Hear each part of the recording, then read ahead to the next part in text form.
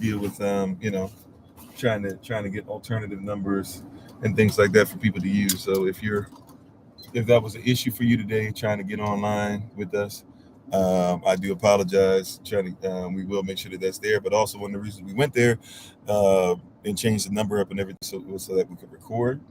So we'll make sure that we get that recording to you guys ASAP. As you can see, I'm on the road, so I'm limited as far as what I'm able to do at this moment in time. But I will try my best to make sure it's uploaded sometime today and send it also to Minister Nice yesterday. As far as the recording for Wednesdays, we won't record for Thursday Rising Prayer, but we will record Wednesdays. So, but thank you for your patience on that.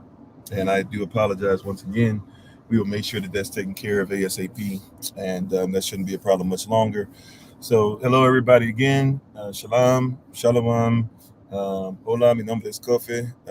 Shalom, anai Kofi. Bonjour, je m'appelle Kofi, ça va? Ni hao, namaste, osayo, ohio, aquaba, etesen, um, habari, jambo, mimi ni Kofi, ni nafraku kutana nueve. Hello to everybody, welcome. I'm Pastor Kofi, Pastor Servant of Christ. We are always changing lives one mind at a time, but being the voice of the voiceless and speaking the unspoken. And we're about to go ahead and get it in. I'm missing like one last piece. It's irritating me. I need one last chord. But anyways, let me go ahead and stop being distracted. Thank you guys for being on again with us. And we are going to talk today about something very important. Before we get there, though, once again, we give all praise and honor to the Most High. We give all praise and honor to him for my wife, the Honorable Amma, who lives a life that's able to be honored. You can check her out on TikTok, YouTube, her website, and Pinterest at Bloom and Flourish, not A-N-D, the letter N, Bloom and Flourish. She's a healer, herbalist, chemist, and biologist by degree. And thank you for supporting her. The tincture of the month is I Am Rested. It is still I Am Rested, although she has many different tinctures. If you'd like more information, get in touch with us and we'll get back with you. How you doing, Hidden? Thanks for being on. Let's see. So today we're going to talk, I'm not sure how long, but today we're going to talk about science or religion versus science versus religion. It's a very interesting, way of even looking at it once we discover what these words actually mean. But science versus religion, and it's a very interesting point. And really, it's interesting because we really don't use either term correctly. Now, you guys who've been with us a long time, you already know that we're coming from a place of culture, right? So if we're talking about something culturally, then we have to realize that this stuff is executed within culture, right? So if it's executed within culture, we have to think about it completely different. And can everybody hear me okay, by the way? Please let me know if you can hear me all right. I'm having weird issues today, but that's all right. How you doing, Miss Mac? Cookie, Aphrodisiac, Tahiti, Sister Deborah, Longfellow, Sister Beverly, B. Will, Blanco Suave, Big Brother Thomas, Messi, Miles, J Flash, Just Banks, Kalia. Oh, hold on one second, yeah. Hey, babe. Do you know? Have you seen the white, the long white cord for the MacBook? It's been being used for the iPad. Yeah. Hold on. That's the only cord I can find. I think I got everything else. But yeah. So, how you doing, Heenbug? Nay, I'm sorry. I was saying welcome to somebody. Who was it? Key something, right? Keelia Sky. I'm not sure if I'm saying that correctly. Keelia Sky. I'm not sure. They don't treat by living water. Keith Samuel, Anthony, Brother Jermaine, Fetty B2. Thanks for being part of the community. Yes, science and religion should unite. Well, they're the same thing, really. You guys can hear. Okay, great, awesome. There's another voice in the background. Okay, well, unless you're talking about my wife that was just talking. I don't know if there's another voice in the background, then y'all have to let me know. This is on Bluetooth, but it's Bluetooth as far as the only Bluetooth that's connected to is the car, so you just be hearing me. How you doing, Sister Kimberly? You said I'm from Yehuda, or Judah, or even Shemshwe, which is known even as a modern Judah, even if you want to go by the modern tribes. Yes, I have no problem identifying with who I am, who my parents are, grandparents are, etc. So we want to talk about this whole science versus religion thing, because here's the deal at the beginning of it, right? If we're gonna just be straight up, if we're just gonna be honest and just keep this thing a buck, right? Let's keep this 100 from the beginning, right, from the jump. As far as science and religion, you have a weird thing that you're doing if you're trying to separate the two, right? You're having a weird thing. You said God isn't real. God is no God is real. Okay, cool. I don't worship God. God is a Germanic deity. You know the difference between like God, deist, deity, nature. They're not the same. See, we're coming from a cultural perspective, but either way, before see, and I think we should greet each other as human beings anyway. So let's say hello to each other. I think we should do that first, right? Like that's weird. Like, hello, how are you doing? Hopefully, you're having a great day. And if my mere presence um, frustrates you, then hopefully you can use your science that helps you to realize that humanity should keep us united as far as that, if nothing else. And let's treat each other with respect, even if we disagree one with another. But once again, we get to this weird place. See, it becomes an emotional thing.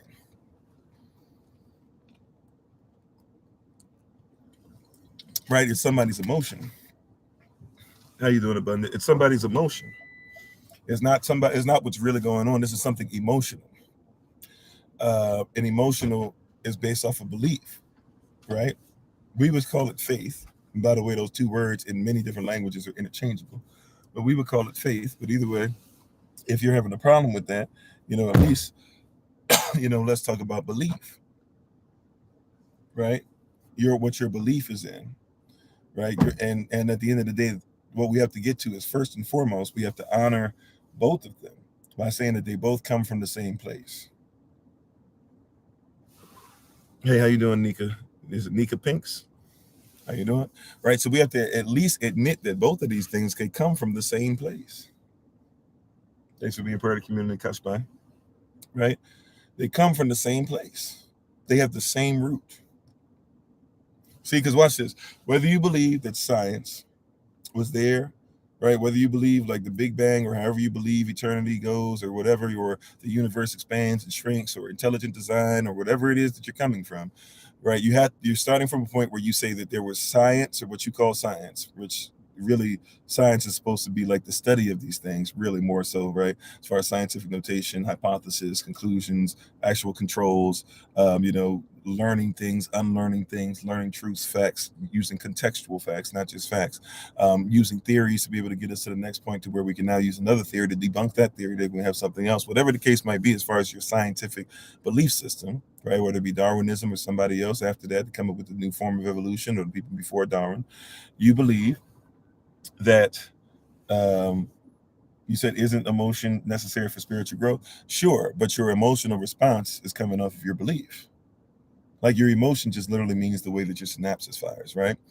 But first things first, before we go into all that, right? Before we even break that down, see, something's fine, and what we're trying to do is define it. Define means I got to break it down so I can redefine it, make sense of what I need it to be. First things first, as far as what's fine, before we define it and redefine it, let's refine it to make it fine. What was it in the beginning?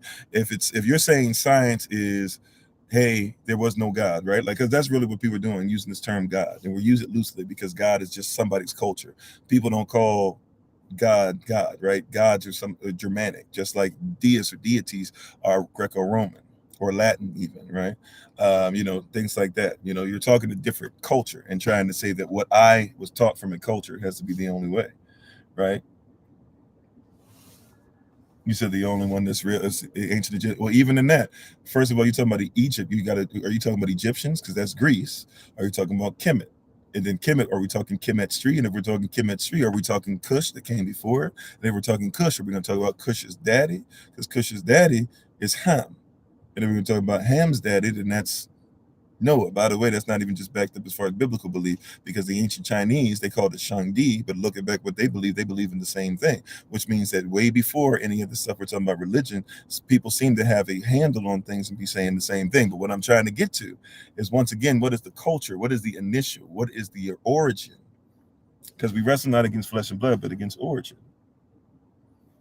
You said God is greater than love can never be. Okay, I hear what you're trying to say, Mr. Uno, right? Elohim is love. So you can't really have pure love without Elohim, right? But nevertheless, see what I'm saying? We're going to all these different things. Well, Egypt, Egypticos, right? Hieroglyphics, those are Greek words. You know why? Because Cleopatra was not Kemetic, she was Egyptian. She was Egyptian because they took over. They took over from the actual people of Kemet, right? And Cush, because Cush actually came and tried to take over to protect Kemet at the end, but they couldn't do it. And so Greece, Cleopatra's from the Ptolemaic dynasty. Ptolemaic dynasty comes from Alexander the Great. When he died, his empire was split into 4 ways, and Ptolemy stole his body and brought it back down to Kemet, where and they became Egypt. So when you talk about Egyptian, you're not even talking about Kemet. But once again, see, we're doing all this stuff and we still haven't even gotten to science and religion. See what I'm saying? So see, we can be scientifically correct, geographically correct, be correct as far as geology, all these different things. But first things first, science and religion, they come from the same place. Now, this above me, they're going to be something where they're arguing, but I'm trying to tell you that all this arguing is the problem, is that you're having problems being able to get holistic. The word holy means to be whole. You're having problems. If you think that you shouldn't know about the science of nature, and at the same time you think you should serve the Yahweh or the Elohim who made nature, you're going to have a problem. Even if you believe that everything happened with the Big Bang and all these different things or whatever, right? Even if you believe that God was something made up, then guess what? He was made up out of something that was scientific. Something scientific made somebody make up this spirit, right? These spirits that we say that we serve, right? Or the flip side, if you believe that it's all about Elohim and he made everything, well, guess what? When he made everything and then people started studying it with science, then either way, like you're saying, you have the same root. You said there's a big difference, though. There's not a big difference. There's a big difference if we allow it, right? For example, I have no problem with DNA and double helix. Matter of fact, if you know about 10656, you know that's what you need for your thymine and the, I don't know all the ones, right? TARS or something like that. I don't know what the things are, whatever, but you know the things that make up the, you know, going around make up your DNA, right? And make up who you are, right? They have to go in, but I do know this much: they have to go in 10656. That's Yahweh Vav Che. That's his name. That's Yahweh's name. If you know about the culture, then you know that, hey, even in science is proving who he is. Or even if you're talking about fine, like nature or whatever, right? What is nature? What is natural law? Even in your laws that are written, do you know what's in your laws? My main point is that science doesn't need to go against religion. First of all, we don't even know what these terms mean. What does religion mean? Let's back up. See what I'm saying? And my main point is what I'm trying to make. So if you, right, so before we do this whole thing, is you don't have a point or whatever, right? Listen to what I'm saying. This is stuff that's not, you know, if it's your first time listening, then it might be difficult for you because we put this stuff out. We have tons and tons and tons of stuff that actually brings up research and writing and all these different things that you can look at. This is not just out of the blue, right? Okay, if it's man-made, once again, what does religion mean? You think religion means man-made. What does the word religion mean? You see what I'm saying? Like, before you begin into all this stuff and fighting, people have not just tricked people who are religious, they've tricked people who are scientific. They use science to be able to say that white people were better than black. Some people try to use science to say that black people are better than white. Like, it's foolish either way, right? So science is something that's cultural. There's a culture that's trying to do something, and a lot of people use science to back up their belief, but that's reverse. That's idealism. An idea is hypothesis, scientific notation, right? Controls, writing out this stuff or whatever, putting this stuff, experimentation, looking at the results, and then giving a conclusion. Ideals with an L on the end is somebody who builds something to support their own narrative by definition. So therefore, I'm giving you a conclusion. They're working backwards to give you something. They're giving you this and giving you that, right? So in talking about having an open mind, first and foremost, do we even know when somebody says, what is religion? Do you know what that word means? Right? And when we're talking about religion, now somebody already gave it to us. Everyday already gave us the answer. But do you even know what the word religion means? He says, does religion exist without humans? Yes, because by definition, well, I don't know, you might argue this, but by definition, an animal can be religious. A tree can be religious because you don't know the definition of religion. Oh no problem, Messi. I'm saying I'm with you. Like, as regards to us needing to have an open mind, right? I'm going through a bunch of comments, so I'm sorry. I promise you, I'm not trying to give any shade. But if you need to correct me, to let me know. But I promise you, Messi, we're on the same path. You said religion and spirituality are separate? No, not necessarily. See, we don't know what religion means. You think religion is this. or spirituality is this. But that's not what it means. Look at the word. See, first of all, if you study some basic etymology when it comes to the Anglo-ish or English language, you will discover, not just in Anglo-ish, by the way, but even in Latin and other languages as well, but a lot of vowels are interchangeable. So the letter I and the letter E can be interchangeable. That's why you call it religion, right? But it really was known as religion.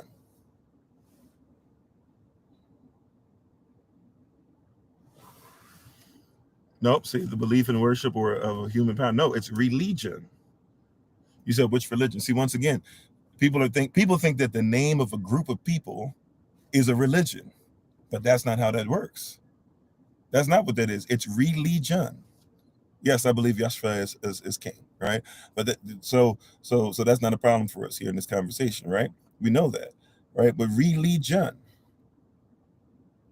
See, before we get into the fight of all this stuff, do you know what religion is? That means a legion of people that repetitively do something over and over again. So if you drink coffee every rising, every day you get up, have a cup of coffee, and somebody else, every day they get up, they have a cup of coffee, and somebody else, they have a cup of coffee. Guess what you're doing? You think religiously means you do it all the time. No, it means that a group of people repetitively do the same thing. So coffee drinking, by definition, is a religious or religious experience.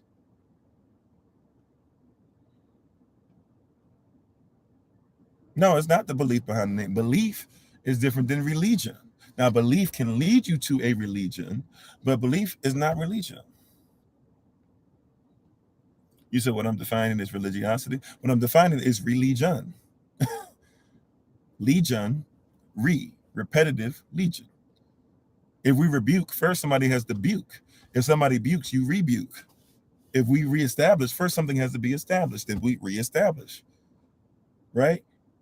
If somebody needs to remake, first it has to have been made. Then they can remake it, or it can be remade, right? If somebody needs to be revitalized, at first they were vital, they were vitalized, then we revitalize. So if we're talking about religion, first there has to be what? A legion. So now you got to figure out the legion.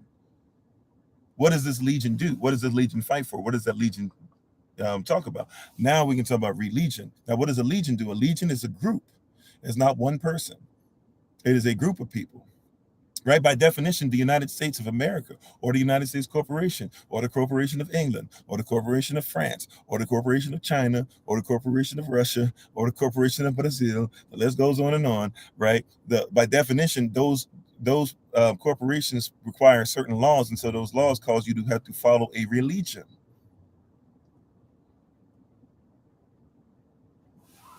Yeah, whatever you do repeatedly is a ritual or religion, right? Like, so we see these words and we get flustered by it. But first things first, before you talk about religion versus science, by definition, if you're doing things scientific over and over again, keeping the same thing with controls and things, then that by definition is religion. Religion is a legion of people dressed the same, act the same, do this, do that, believe. They say this is our belief. We fighting for this one belief. We have structure, we have order, all these things, and we repetitively do it. If you vote every time that you're supposed to vote, you religiously vote by definition. Miles, before we talk about the burial sites, right? Before we talk about the burial sites, because there's a lot of burial site things that I could bring up that are nonsense too, on the opposite side. But before we talk about the burial sites, I'm talking about religion. Right? Before we get it twisted, you see what I'm saying? We're having this weird thing where it's like, I'm going to tear down everything you're saying. You're going to a place where it's going to look like Dunning-Kruger effect if you're not careful, because you're trying to kind of use, you haven't quite gotten the ad hominem, but you're trying to gaslight to get me to go somewhere else. Stay with me. First things first, whether you believe it's religion that came first, science came, and they came out the same thing. If you believe it's science that came first and religion came, guess what? They came out of the same source. It's my point. Is that we're arguing and we can't come together, and you're so busy trying to remain separate, you become emotionally attached to this belief system, and your belief system comes from your culture. Now, which culture you're part of is the scientific result that you're bringing up, that you're arguing on behalf of, period.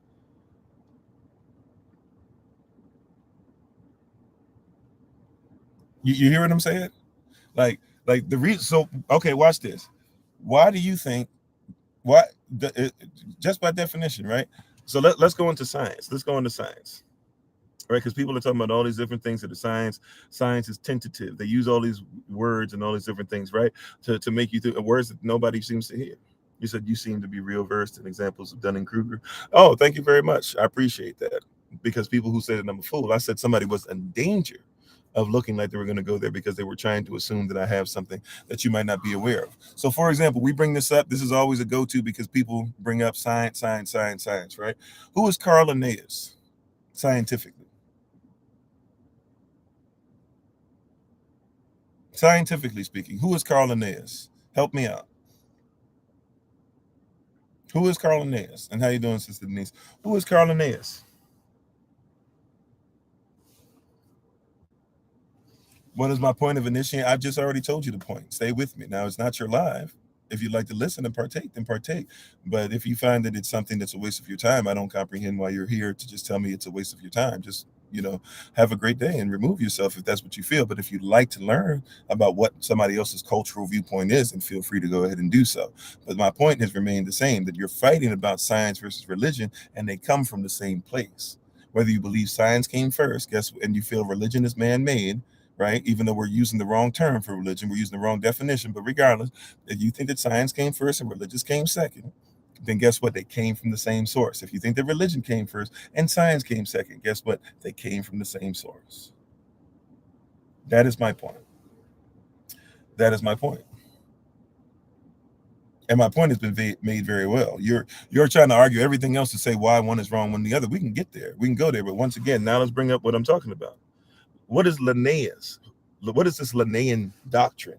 By the way, doctrine doesn't mean spiritual. Doctrine by lawful definition, doctrine just means anything that a group of people lift up. So you hear these terms, you think religion and doctrine automatically go together. It's religious doctrine. There's scientific doctrine, right? You know this, right? I hope people know this because people are arguing about this with a whole bunch of stuff. Once again, I'm trying to get you to the point. These two things go together.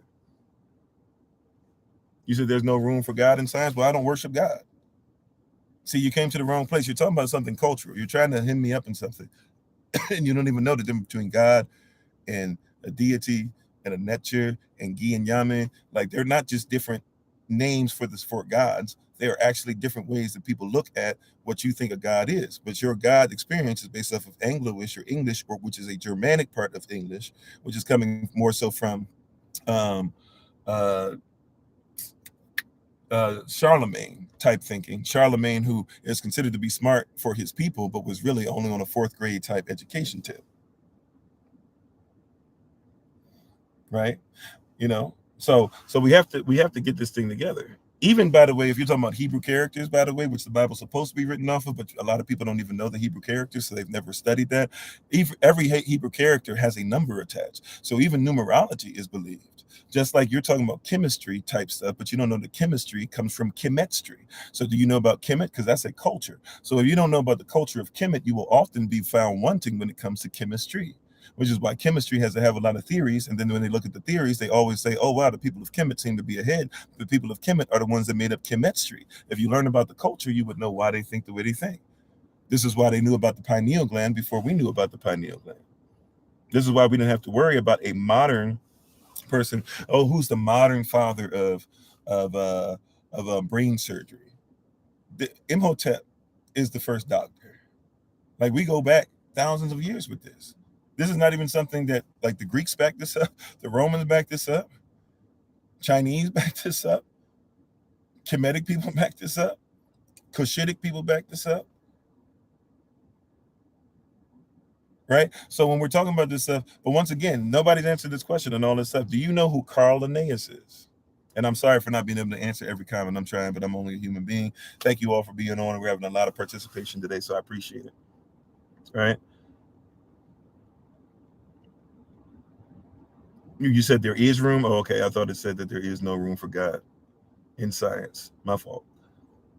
Or maybe you said something different. We're getting a lot of different stuff. So I might be talking to somebody. I might not be talking to you personally. So once again, please forgive me. Right? You said I'm not. I'm not. I'm in a car. I'm in a car. I'm not traveling by car.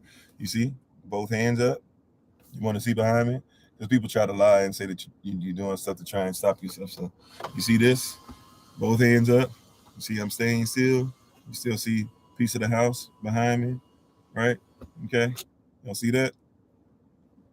So I'm not doing anything dangerous. And if you'd like to double check it, just go on the YouTube channel. You can see I'm sitting still, right? Okay. Just in case, because somebody will try and say that we're doing something that we're not. And then all of a sudden we can't be on. And then I got to go and find out who said it and take legal action and all that stuff because they keep trying to do stuff. It's not cool for either side. It's a waste. Now that's a waste of time.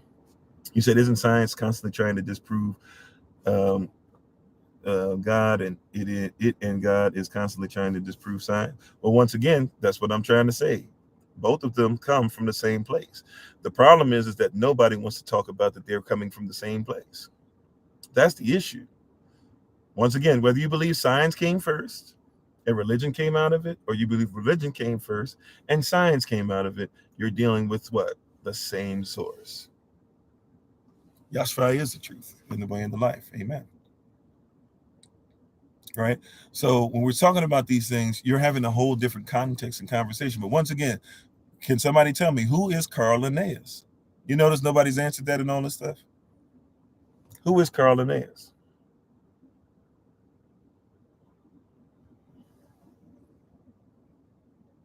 Yes, we know it has science in it. We'll talk about some of that too. But can anybody tell me who Carl Linnaeus is?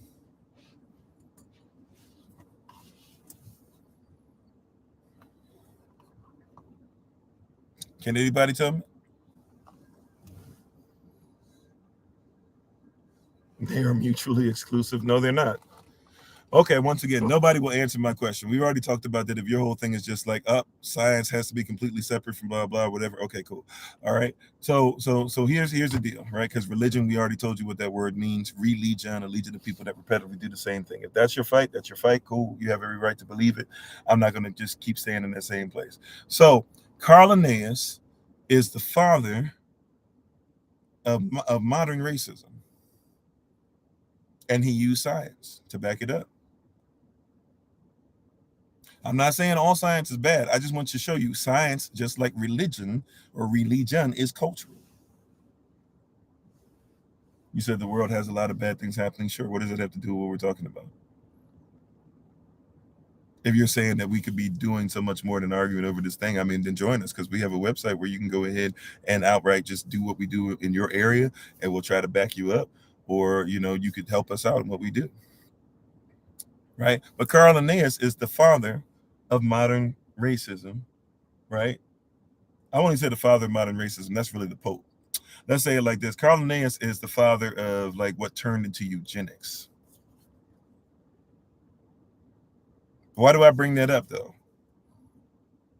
Because you think that, there's a separation between religion and science, but science can be off and so can religion. Right? I'm not here to tell you that every religion is better than every scientific thing. No. Right? But I'm here to tell you that there's science that's wrong and there's religion that's wrong. Whether you like it or not, that's up to you. Right? That's your prerogative. But I'm saying that there's not as much a difference as you think. They're both based off of belief.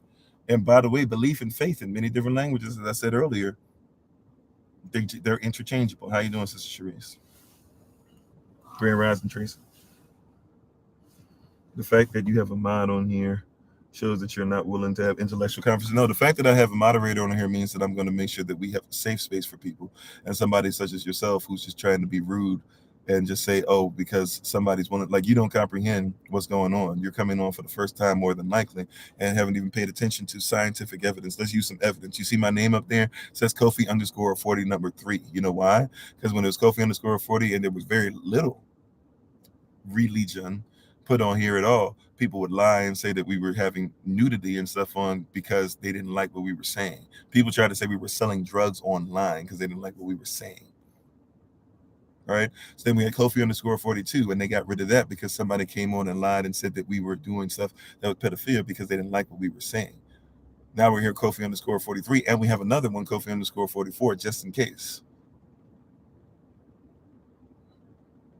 So to make sure that people will treat people with respect and will not lie. Like somebody came on there and said, "Oh my, I can't believe you're driving right now." No, you see, I have both hands here.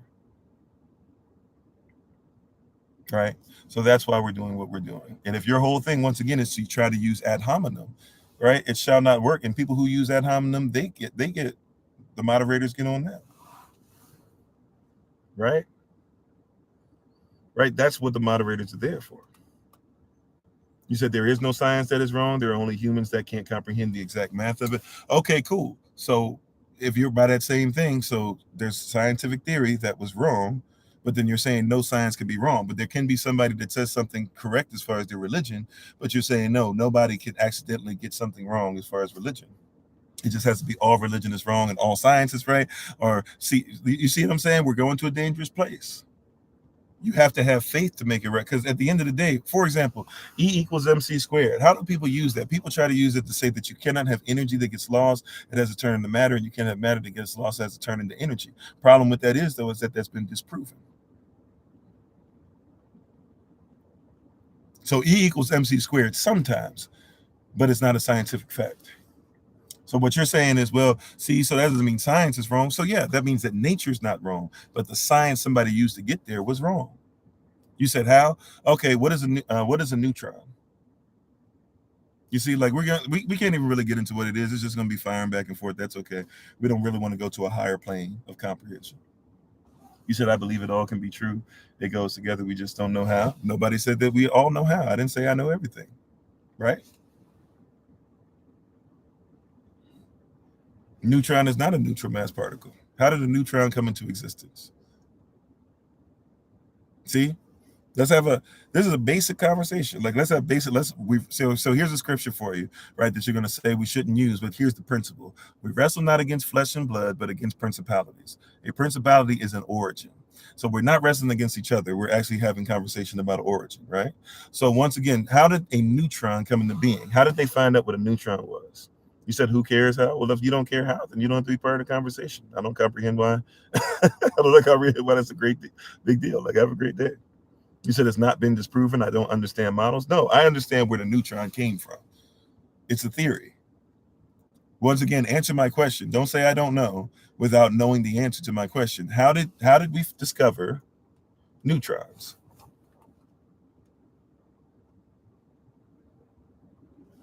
Right? Just a simple question. If the answer is you don't know, then the answer is you don't know. Yeah, let's have the conversation. I asked the question, right? Everybody's questioning everything I'm saying. Answer one of my questions, right? I just talked about Carl Linnaeus. We didn't even get into him fully, but we'll go back to him, right? But where did neutrons come from? Why do you think there's a neutron? Why do you think there's a neutron? Why did they teach you in school there's neutrons? Your people on here would say they taught you a fact in school, but it's not a fact. They're teaching you a theory. Now, why is it this whole thing of a neutron? Okay, the atom split. Exactly. But they didn't find neutrons at the atom split. You said affidavits don't further my point. Okay, you don't even know what I'm saying. You said so you don't have an answer. I wish people would just say I don't know. Like sometimes my answer is I don't know. Like earlier I said I don't really know this thing and that formula this and that, but I can tell you this, that, and the third. Okay? So sometimes the answer is just I don't know. Like that's okay, and it's okay. Right? But people don't know why you believe in neutrons. It's a belief. There's something you have faith in. Because guess what? I know you're not going to like this part because you're talking about formulas and blah, blah.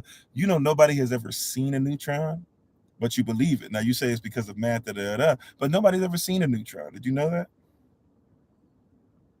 So the person telling me that they believe in something and that has to be something that can be proven, has to be something that you can see. You've never seen a neutron. You know why you've never seen a neutron? Because nobody's ever seen one. Nobody's been able to prove one. There's another theory called neutrinos that they had to come up with because they couldn't prove neutrons. So this is what actually happened. If you want to talk about science, let's go to what scientifically happened. Right? Right? Yeah, it's a belief backed up by many scientists. And by the way, I'm just trying to show you it comes from the same thing. You're dealing with faith, whether you like that term or not. But watch this. Carl Linnaeus did do the things as far as organisms. But we're going to get back to Carl Linnaeus. But Carl Linnaeus also made sure that he said white people to this, red people to this, yellow people to this, black people to this. And we're going to show you why that's important in a second. So I'm glad that you talked about the organisms, but you didn't bring up the other stuff with Carl Linnaeus either, to show how that same science that he's talking about, he's saying, I'm going to do the same thing with races. That's where you got this race thing, the modern race thing from. That's where you got that from, was Carl Linnaeus. Exactly, right? We'll go back there in a second, though. So this is what happened scientifically. They knew about protons and electrons, right? And as they had protons, thanks for being part of the community, Ask Ortiz. And as you have protons and electrons, and what is it, Super 1978 and High 808Z, thanks for being on. Robert Comedy, thanks for being on, right? So you say neutron and balance of nature. No, this is how they came up with. First of all, nobody had any awareness of what a neutron was, but they knew about protons and electrons, right? Protons and electrons. See, everybody's talking about the truth of things, but once again, they don't have the answer that I'm asking for. Proton and electrons. Okay? They started splitting atoms, dealing with what? Protons and electrons. Okay, you're saying how can science be proved? Science can be proven. Okay, so we're about to disprove what you're talking about. Hang in there. Hang in there. You see what I'm saying? Like, you're emotional right now, and I get it. And I'm emotional right now. We're defending our beliefs, but don't be so caught up in emotion that you're not going to be able to see the culture from which this comes from. Everything starts with culture. Everything starts with culture. And that's what we're fighting for, is our culture, or what culture we're trying to represent. So you have protons and electrons. Those that want to, you know what, at this point, let me just keep on going. Those that want to follow can follow. Those that want to question everything can feel free to question everything, right? Hear what I'm saying? You had protons, electrons, they were splitting them up, right? They had learned, supposedly, that energy cannot go anywhere, right? Or energy doesn't go away, mass doesn't go anywhere. Either energy has to turn into mass, or mass has to turn into energy, period. That's what they were teaching. Okay, we can make this real basic. They said energy, if it's not the same energy, energy doesn't go anywhere. It just turns into mass. If it's mass, mass can't go anywhere. If mass is broken down, so to speak, if I can just make it simple, then it means it's going to turn to energy. Everybody, if you want to fight that, you can fight that. But that's what they were saying. That's what they were doing, right? Okay, cool. Well, even as a snake salesman, all you got to do is Google it. Google what the snake salesman is saying, and therefore you can go ahead and see if the oil is relevant or not. All right. So you have the energy, and you have the mass. Clear as day. You can tell me what I'm saying is a lie, but you're just not listening at this point, and you don't care to listen. So they started having these protons and electrons explode. The protons and electrons, though, they were having a weird phenomena happen. At least for them, it was a weird phenomena, because they were saying, well, wait a minute, this matter is supposed to turn to energy. This energy is supposed to turn to matter. Okay, so we're having these things explode, but we can't find any energy. It was a problem, because energy is supposed to turn to mass. Mass is supposed to turn to energy. But wait a minute, we're having explosions.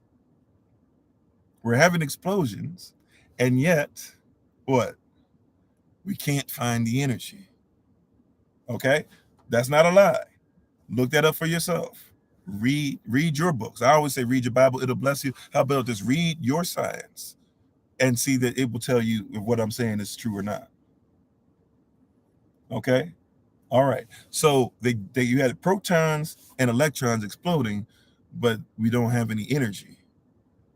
We can't calculate it. We can't find it. It's not mathematically fitting into our belief system, our science. So what do we do with this? Nobody knew what to do with it, right? Because if if E doesn't always equal MC squared, then we must not be correct. We've been teaching the wrong thing, but we can't tell everybody that. So for years, there was this thing where people were trying to figure it out.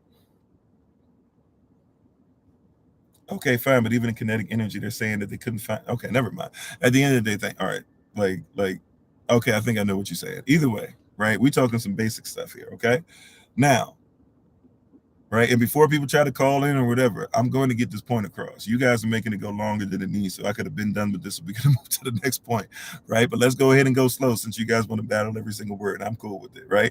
So now, once you have the fact they couldn't track the energy, decade or so passes, nobody can come up with anything. These five young men, ranging from like age 16 to like age 24, something like that, who are Italian, they come up with a theory right? They come up with a theory. This theory is called a neutron. Why do they call it a neutron? They called it a neutron because they said, well, maybe there's a neutral place where the energy goes and we just can't see it. So this blew up in the scientific community. They couldn't prove it. They still haven't been able to prove it, by the way, but it blew up in the scientific community to where, hey, okay, we can't find the energy from protons. We can't find the energy from electrons. There seem to be 6 protons and 6 electrons. We can't find the energy in between it. So, hey, all of them, they have some place that they go when they disappear, because we said that mass has to be turning to energy, or energy has turned to mass. This mass is gone. We don't see the energy. This mass is going the other side. We don't see the energy. We'll say that they go into a neutral place. We'll call it a neutron. No, I mean exactly what I'm saying. Now we're going to talk about neutrinos in a second. That's another level. Some of you don't even know what a neutrino is. Maybe you do, right? But I'm trying to tell you, I'm showing you, like, you don't, a lot of people don't know. This is stuff that literally you can go and discover and read for yourself. Matter of fact, one of the guys disappeared. One of the younger ones that made up that theory, he disappeared. They found him in Russia later on during the Cold War because he went to Russia to be able to see if they could fund it so he could actually find evidence of a neutron. It became his life's work, his life's mission. He never could do it, though. He never could do it. You said it's because it has no charge. It has no charge because they can't find it. It's a theory. They knew what protons were. They knew what electrons were. They had them both explode. The energy disappeared. And they were like, energy is not supposed to disappear. How does that not disappear? Instead of saying, we don't know how the energy is not disappearing, they came up with a theory to say, we'll call it a neutron. So it was only protons and electrons. Now it's protons, electrons, and in the middle, this theoretical thing called a neutron. The only reason you think a neutron exists is because you're into a theory that cannot be proven. So you have faith or belief in something that cannot be proven. It's not mathematically accurate to put in something for a neutron, because there is no charge, because there is no neutron. So if you believe it's wrong for the religious person to do it, then you shouldn't do it as a scientific person. And if you believe it's okay for the scientific person to do it, then why is it wrong for the religious person to do it? See what I'm saying? They come from the same place. You're having an argument about something that comes from the same place. You said, what about the weight? They can't prove that a neutron has a weight. See, watch this. Here's the problem. They couldn't prove the neutron, so then they came up with something called a neutrino. Now, here's where the neutrino comes in. The neutrino is a more modern theory that basically says that, okay, the neutron comes out of neutrinos. So, because they can't explain where neutrons come from, because they can't explain neutrons, they can't prove neutrons, right? So they came up with another theory called neutrinos. Read about it. Matter of fact, there's a place in Japan right now to where supposedly they have a pool. This is what they say. This is their science. This is their math. It's not me. Go look it up for yourself. They have a pool that's supposed to be full of nothing but extremely pure water, like enough water to make sure a whole bunch of people that are dying of thirst could go ahead and drink. But they have this whole pool that's just full of water. It's underground, and basically it's like supposed to be like a skyscraper type deep or something like that, something crazy, something ridiculous, the amount of water it holds. And they send a signal, from what they say, around the world. That's what they say. They send a signal around the world, and it comes back. And when it comes back through, they're supposed to be able to see neutrinos. Problem is that they said, we know that neutrinos will have no mass because they're faster than the speed of light, or they're at least at the speed of light, so they shouldn't have any mass. But when they saw the neutrinos come in, the neutrinos kept changing form every time they came through, which meant that either these aren't neutrinos, or neutrinos are not faster than the speed of light, or neutrinos are faster than the speed of light, but something faster than the speed of light might actually have mass. So they got more questions than answers, because it's all based off of a theory they don't know. Yeah, there is no, I don't have any conflict. That's what I'm ultimately trying to say, is why are you fighting science versus religion? Even the Bible says that science is supposed to, the nature is supposed to show the handiwork of the Most High. So I don't comprehend why people have a problem with it. You see what I'm saying? So neutrons are not even real, they are theoretical. And the neutrino theory came out of that, which is theoretical, to try and prove what they can't prove with the neutron. And the neutron is there to prove what they couldn't prove as far as mass has to turn into energy, energy has to turn into mass. You said science doesn't make absolute truth statements, but you have people in here that say they believe in science, that they say that there absolutely cannot be a spirit. It's like the Star Wars thing. You ever heard somebody talk about Star Wars?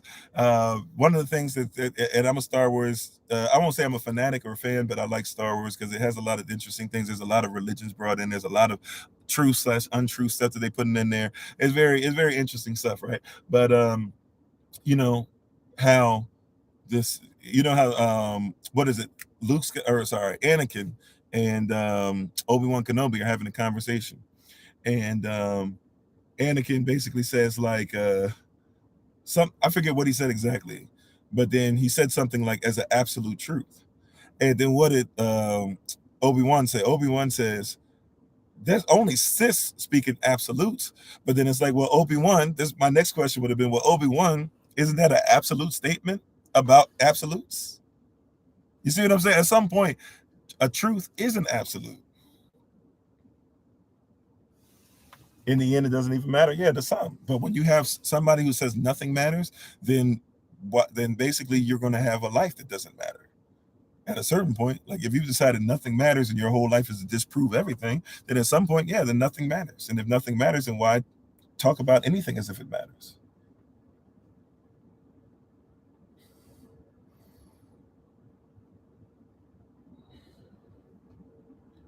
You know, you said you believe in both the Big Bang and Genesis. But the problem is that scientifically, see, this is what, once again, it's cultural.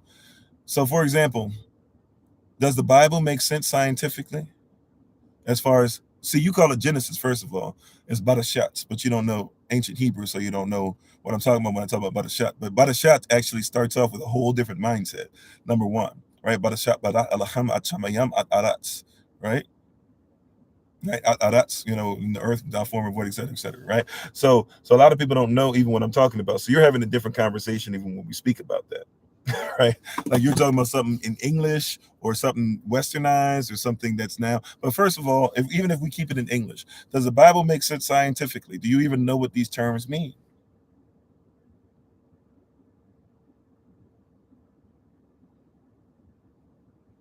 Right? Do you know what these terms mean?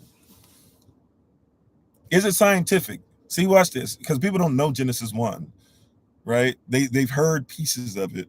They've heard other people talk about it, but they ain't read their Bible like that. They might have had to read it for Sunday school or something when they were upset because people were forcing them to live something that caused them, where they were trying to use the Bible to make slaves out of them rather than cause them to be free. So they're using that same cognitive dissonance as somebody else to be able to, relegate a person that, or a being that wants you to have ultimate freedom. You're trying to put the same thing together. But does Genesis 1 make sense scientifically? First and foremost.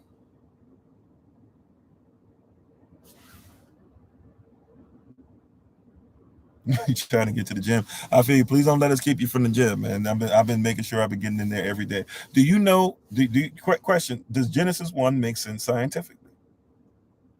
You said Genesis conflicts with science. With science. Watch this. Why do you believe in the Big Bang? Do you know where the Big Bang came from? May I ask? You said Bible says man was made from dust. Science lets us know that elements is carbon is the same. Okay. Well, what is dust?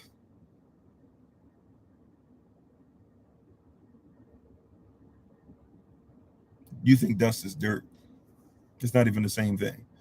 Like in Kemet, when it talks about the plagues and it says that he struck the dust to the ground and that became, the gnats and stuff. There was a Kemetic netcher who was over the dust of the ground. The dust of the ground was considered to be something different than the dirt. You're having a different conversation.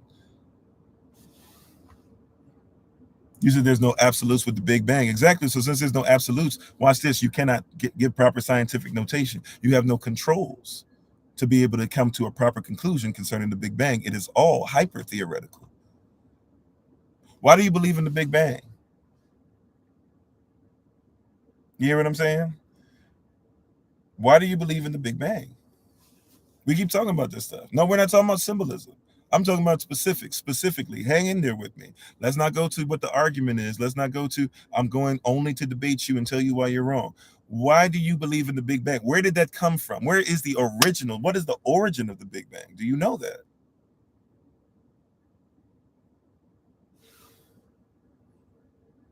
You said, no, you're being more specific about the same silly stuff. Okay, cool. You won't answer my question, though. You can cuss all you want.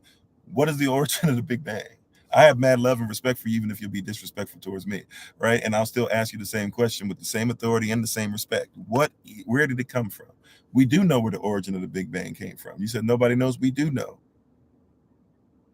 Just like it's the same culture where the atom came from. You think the atom came from looking at a telescope or looking through a telescope, looking through a microscope. No, it did not. It was a religious thing. You don't like religion, but you go through the Greek religion. The Big Bang is Gaia. That's the first place the Big Bang came from. It was a scientist using his religion, putting the two together. That's where the Big Bang came from. Oh, yeah. That's why we don't say firmament. It's actually not firmament in Genesis 1 or in Barashat Alaf. It's actually supposed to be Hadakwah. Firmament is a Greek god that came out of Gaia. They're telling you the Genesis 1 story in a different way. That's where that came from. You know, atoms, for example, there was a Greek scientist who had a religious thought and had a theory. He uses religion and he said atoms are going to be the smallest particles that human beings could ever be made out of. And when they found really small items, hundreds, thousands of years later, then they said, okay, 1,000 years later, we'll call it an atom based off of that belief system. But that's not, but guess what? There are smaller things than atoms, are there not? Which means that he was still incorrect. But they taught it as if what he said was correct once they found something small enough and they gave it a religious name. You don't know it. How about this? Research to see if there's anybody who has sources. You're absolutely right. I know for certain cultures, you have to make sure that everything's written. See, I'm called in my culture, I'm a jelly griot. Jelly griots is supposed to make sure that we give you things that are written, musically, artistic, but also things that are word of mouth handed down. But you can study to see what I'm saying is true. Also, study to see what Gaia is. Gaia is the Big Bang. In the beginning, there was nothing. Bang, there was Gaia.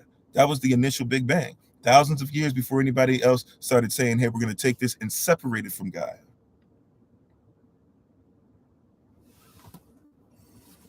You said I'm a third as intelligent as what I thought. Okay, thank you.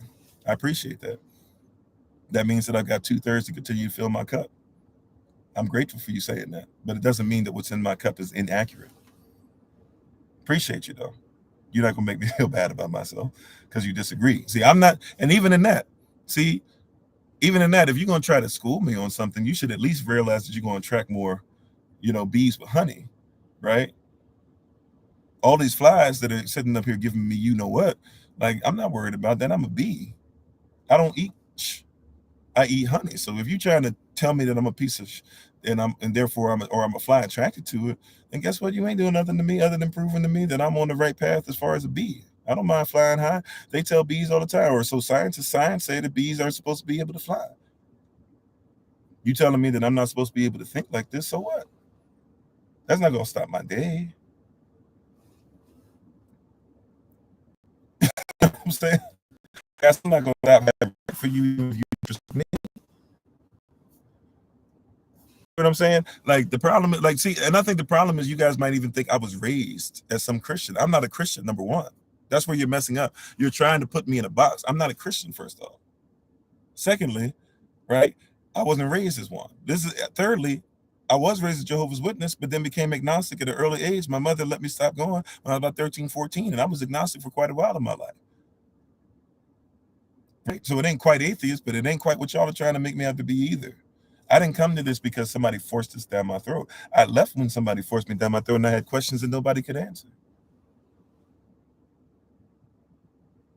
Right? But you don't even know that Gaia is the Big Bang. Watch this. In the beginning was nothing.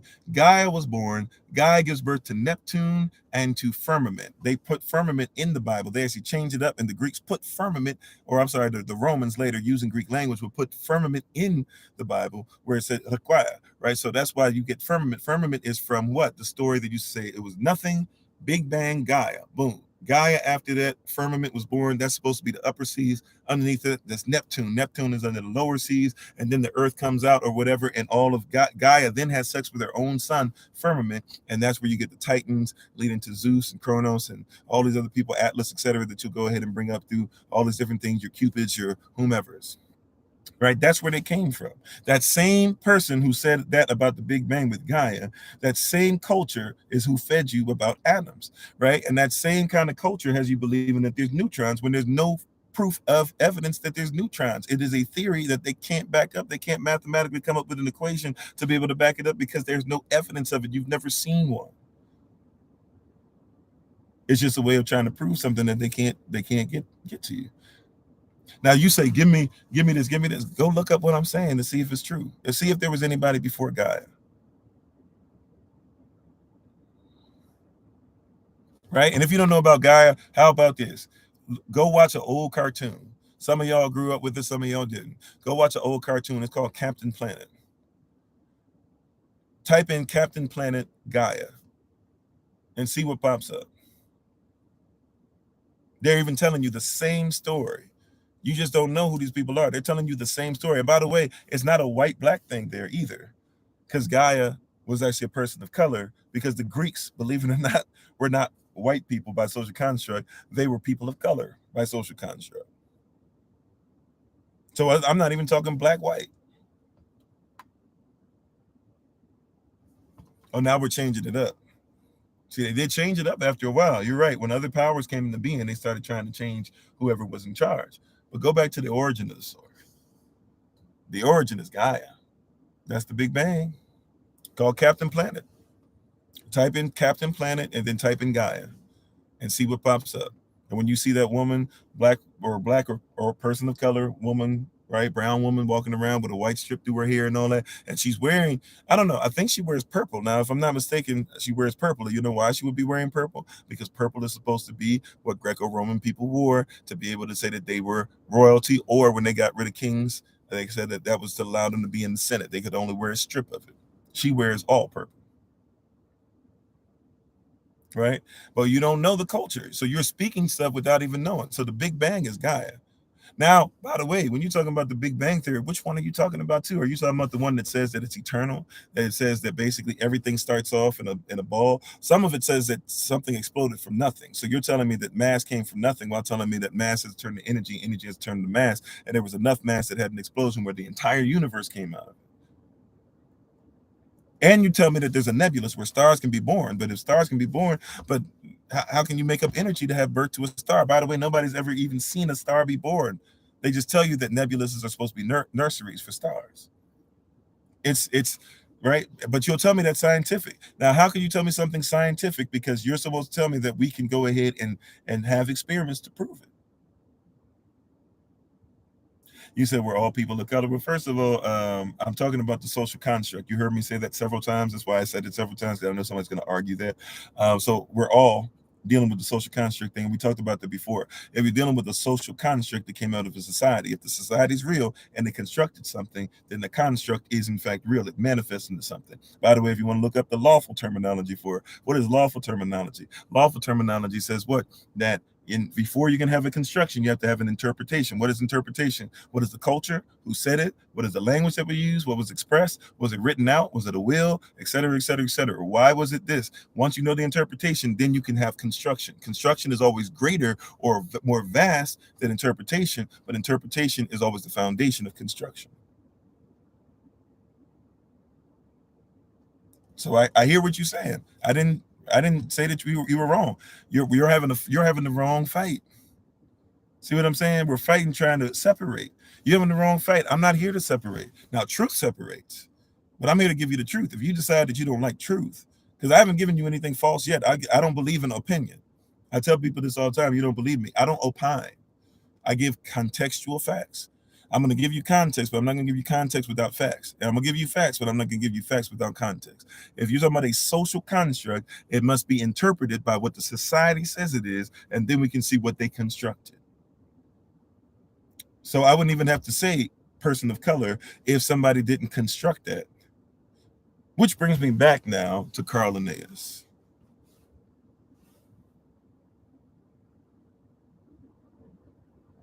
It's our pleasure, right? Which now brings me back to what we were talking about. Who is Carl Linnaeus? Right?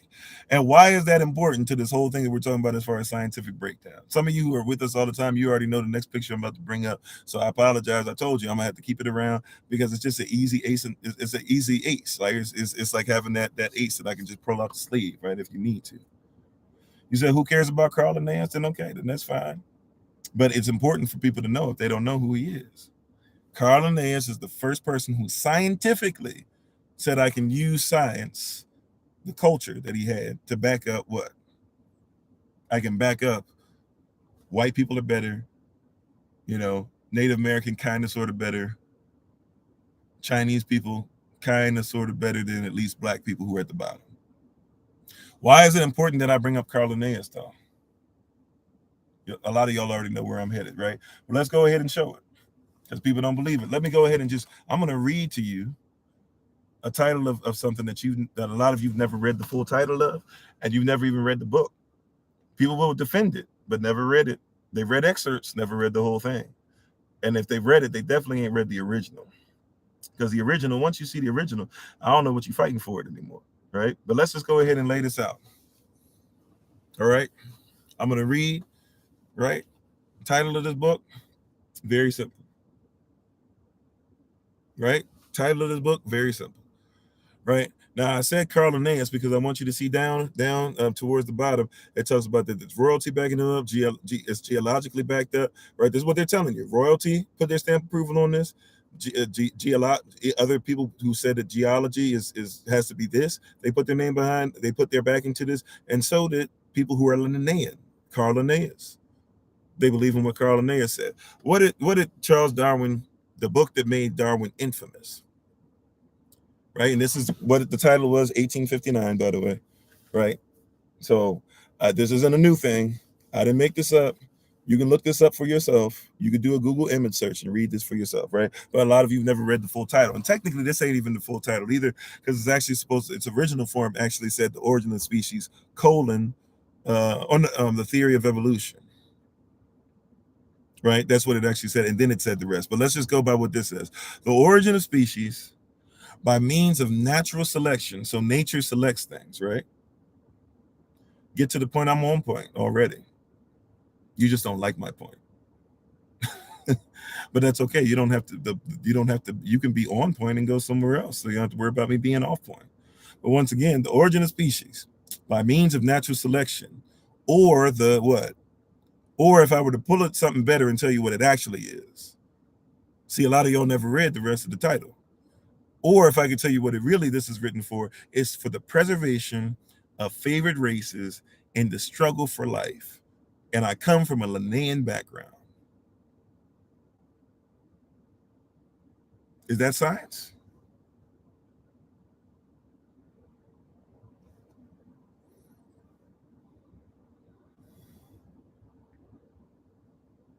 Oh, I didn't mute anybody. We have moderators, so mute. But you said if I'm man, I'm just as fallible. I said that earlier. So I'm pretty sure you probably said something else or did something else besides that to go ahead and get muted. But you're talking to the wrong person. But we have moderators for a reason. Right? We have moderators for a reason. Because people like you are trying to lie. I didn't mute anybody. I still got both hands visible. Right? Accept your request for what? All right. I don't mind having you on here, but you're not forcing anybody in anything. What is it that you like to talk about? Accept your request for what?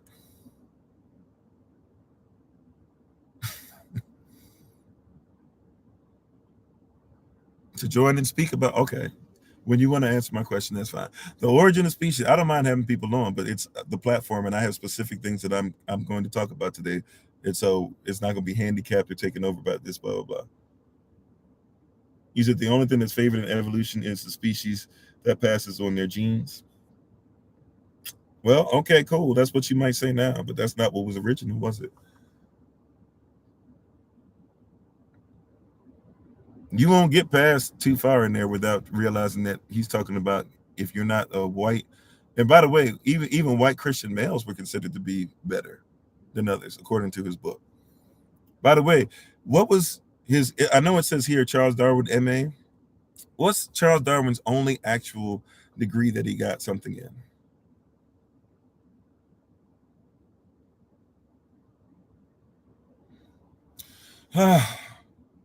No, because he talks about people in this, and he has a list of people. See, you're trying to do this weird thing. He's Linnaean, first of all. It's on the book. He's Linnaean. I know who Carl Linnaeus is. You can try to lie to me about that part all you want, number one.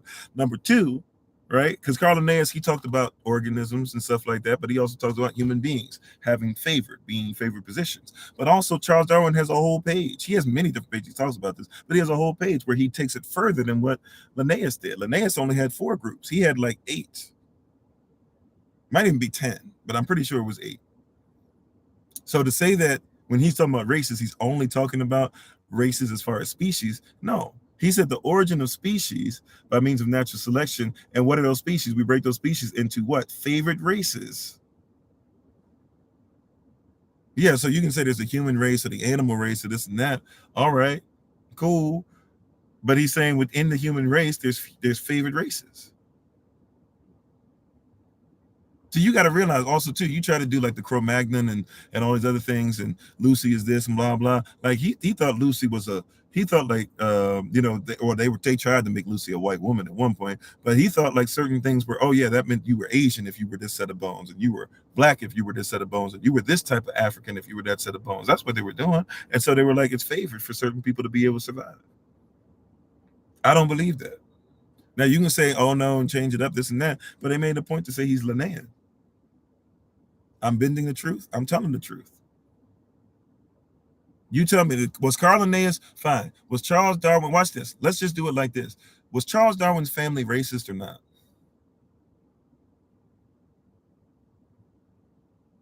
See, we don't go to the origin. Let's skip over all the other stuff. Was Charles Darwin's family racist or not?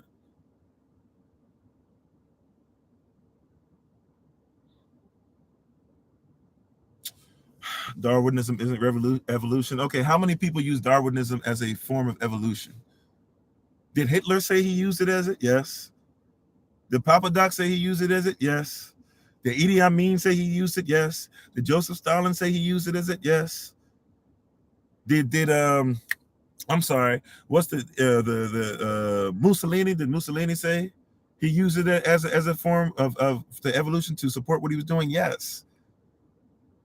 And it was just as bad, by the way, as when you had the Pope that said, go attack those black people over there in the name of Jesus and take their land. He literally said that. So it's just as bad when the Pope did it as when Darwin did it. That's my ultimate point. Y'all are trying to argue over, no, I'm going to hold on to this, blah, blah. If it's bad on one side, it's bad on the other. Why? Because if it's bad for somebody scientific to say it, then it's bad for somebody who's religious to say it. You can talk about modern definitions all you want. How many black women were allowed to be raped and said that they were not women because they were lower on the scale of things, because Carl Linnaeus labeled these things in order and Darwin came behind and supported it? How many of them were allowed to be raped? How many of them were allowed to have babies taken out of their bodies? How many of those babies were allowed to have hooks put into them to make sure that they didn't have drapetomania? Do you know what drapetomania is? That's scientific too, supposedly. That science says that if somebody tries to go ahead, you said 0, you're a liar now. If you're gonna say 0, you're lying. Like that's point blank. All these people bring up Carl Linnaeus. Like George Washington was cool with the teachings of Carl Linnaeus.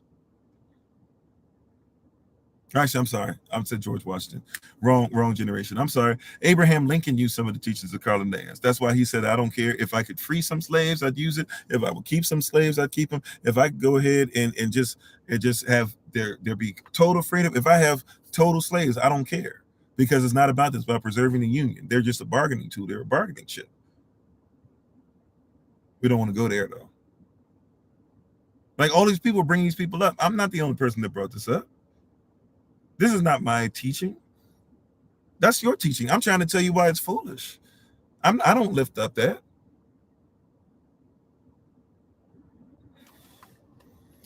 Right? Well, if that's how you feel, this is the first person, by the way. If that's well, you know what? I won't do that. I won't do that. People are getting deleted because of blah, blah. No, people are getting deleted when they're like, you're stupid, you're dumb, you don't know what you're talking about, you're blah, blah. People have said stuff about my hair. People have said stuff about my skin. People have said stuff about my belief or whatever and said that I'm stupid or whatever. That's why people are going ahead and getting off, right? I don't delete. First of all, I'm not deleting anybody. We have moderators for a reason. And it's because people have lied before in the past. They just lied recently. We just got this up again. And we had to go ahead and go legally into TikTok and say so-and-so lied, this and that, and they had to prove that I was correct. because somebody tried to lie and say that we were giving nude pictures on here, because I was talking about male and female versus man and woman talking about the spirit, and male and female talking about the physical nature. And then somebody didn't like I was mentioning male and female, and so they didn't even say anything. They just basically lied and said we were talking about nudity. So since we have people that lie or anything like that, if anybody shows themselves to be something that would be that type of bully and that type of cancel culture and everything, hey, thank you for being on. But if you're going to be that dismissive of somebody, then we need you not be here. You said these apps got us in a chokehold. Oh, interesting. I seem to be fine. It seems like other people are losing their breath over what I'm saying. It seems like you are, about the fact that you don't like the fact that this and that or whatever. I don't know. But thank you for being on, I guess, and thank you for telling me why I'm wrong. But these are but hear what I'm saying. All I've done is giving contextual facts. And my whole point, by the way, on here has literally been stop beefing over science and religion. That's been my point.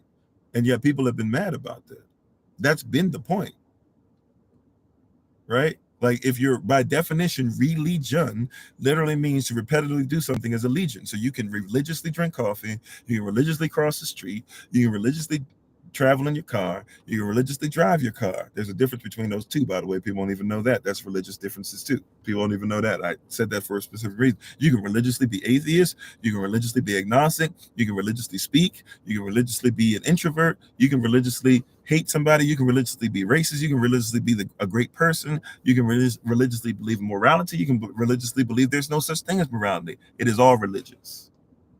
Religion.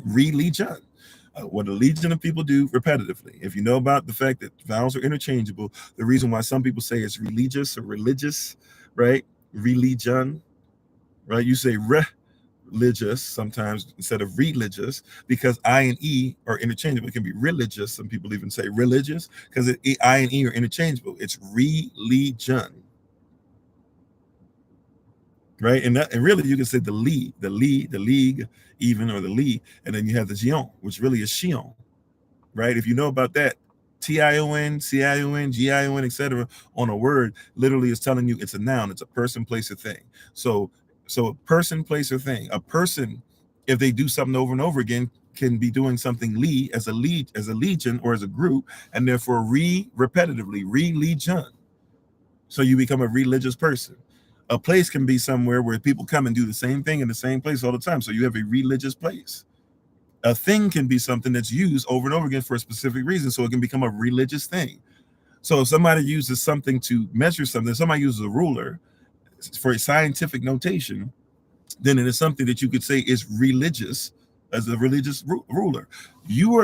What's happening is you're fighting about trying to keep separate rather than realizing that somebody's trying to keep you separate. And they say it's science. And by the way, how many different sciences are there? And do all the sciences agree? Does every scientist agree? Do you think that all scientists have no belief in a higher power? Okay, even when I get the haircut, I would still be right on this. And by the way, my haircut is a relationship thing with me and the Most High, so I can care less whether or not you're impressed by it or not, right? You say religion isn't necessary. Okay, fine. So don't drink water every day because that's religious by definition. See what I'm saying? Like, we're trying to separate. Now, is your religion something that helps or hinders? Now that's a better question.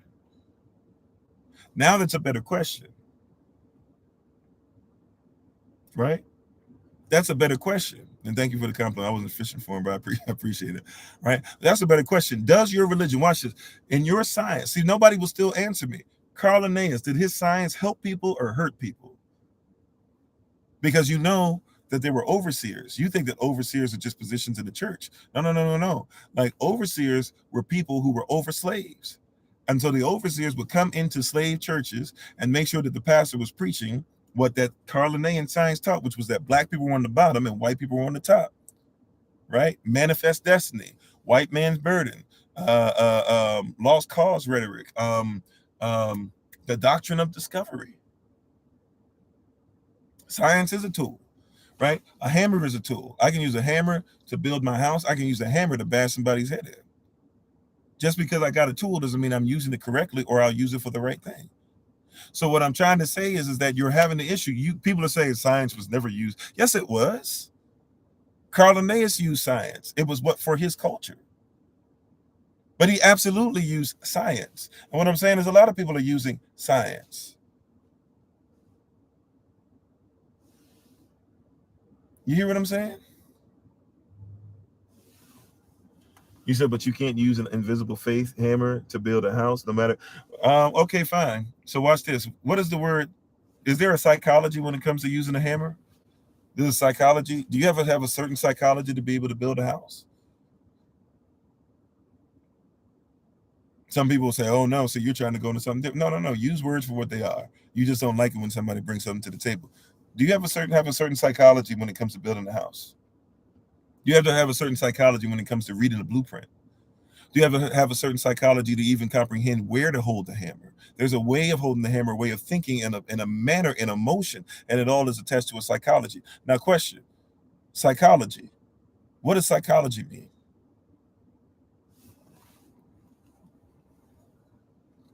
What does psychology mean? You said that's physics, sure, but you have to have a psyche. Okay, fine. Let's do it like this. What's thought? We'll use thought and psychology. What is thought and what is psychology? What is thought and what is psychology? See, like I think people are talking about this stuff. You're talking about somebody. Look, I went to class. I know what it is to psychology. I've taught psychology. Do I know every single thing about psychology? No, but I know the basics for sure. What is thought and what is psychology? See, you're talking about you just got to swing the hammer and that's it. What is the thought involved? Where does that come from? What's the difference between the brain and the mind? Do you know? See what I'm saying? We gotta have a better conversation. When I'm swinging the hammer, something tells me to swing the hammer. And by the way, you don't think just with your brain. See, you're thinking about thoughts only as far as physical thoughts. Your brain thinks, your heart thinks, your gut area thinks, your legs think, your cells think. Everything in it thinks together, united. You think that it's only what travels right through wiring. Your whole body thinks. That's why you have a gut feeling. That's why sometimes you'll think about something, it can make you want to throw up. Right? That's why you say, I don't feel like I'm not feeling this in my heart.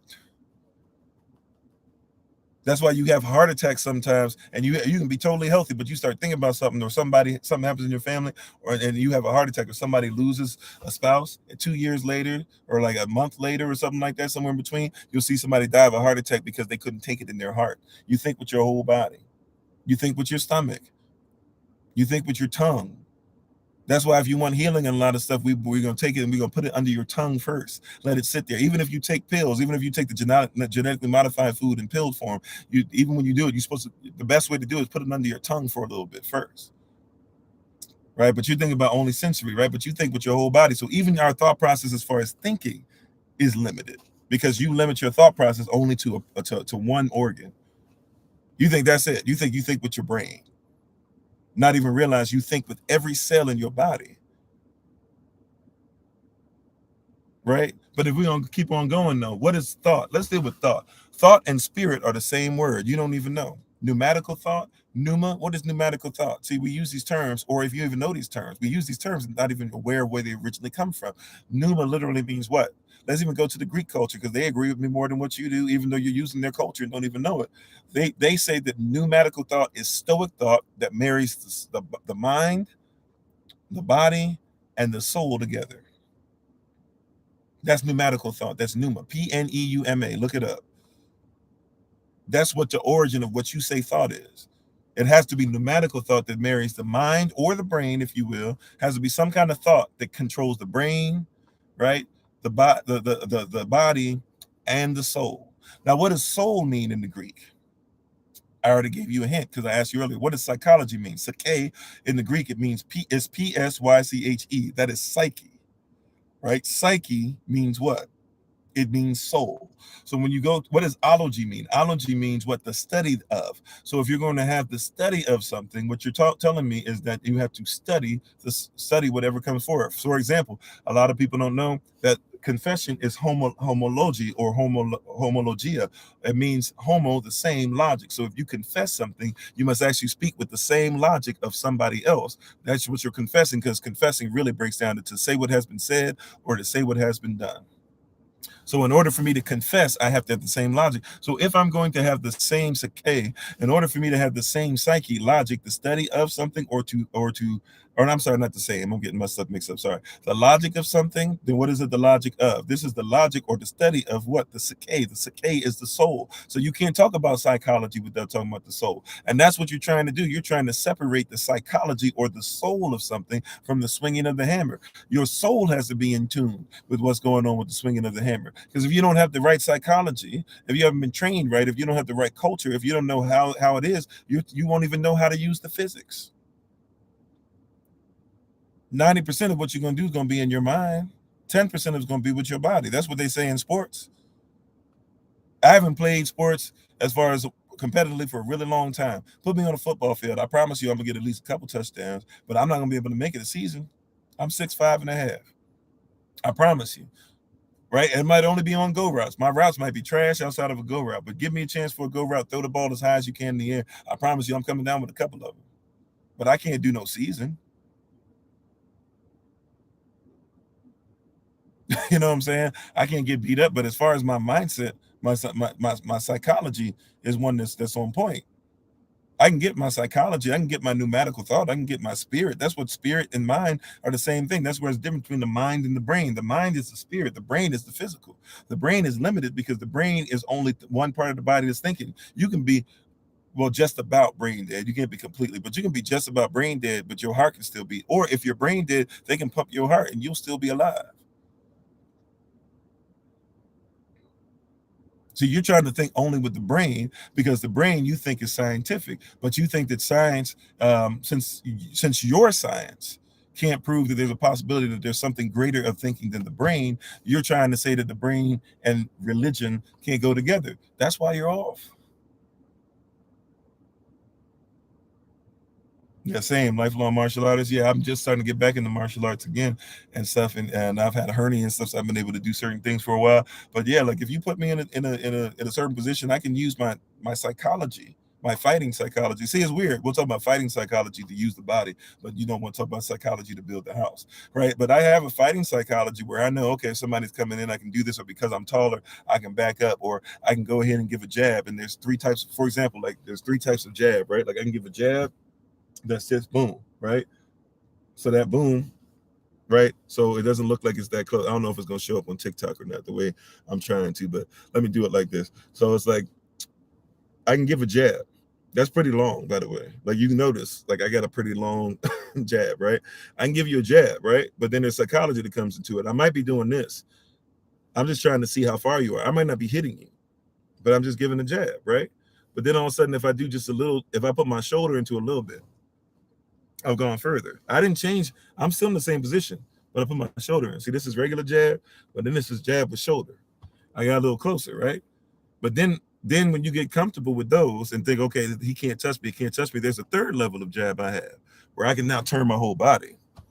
When I turn my whole body, I'm getting a little more power, and I'm going to execute. So if you get comfortable, you might do what a lot of boxers do. This is how boxers get caught up. You know, they start dropping their hands and start thinking this and start thinking they know where my jab is. Well, I've only given you 2 levels of jab. Next level, I'm about to twist all the way. When I twist all the way, I got your chin now. Before, I was doing just this. I was getting close to your chin, and then I was tested out a little bit to see if I could get you. You didn't even realize I was testing you, and I went a little further, and you were like, "Oh, okay." Like, you know, he's touching my chin, but he ain't got no power. And the next time you let me do it, oh, I'm turning all the way. Knockout. Right? There's a psychology to it.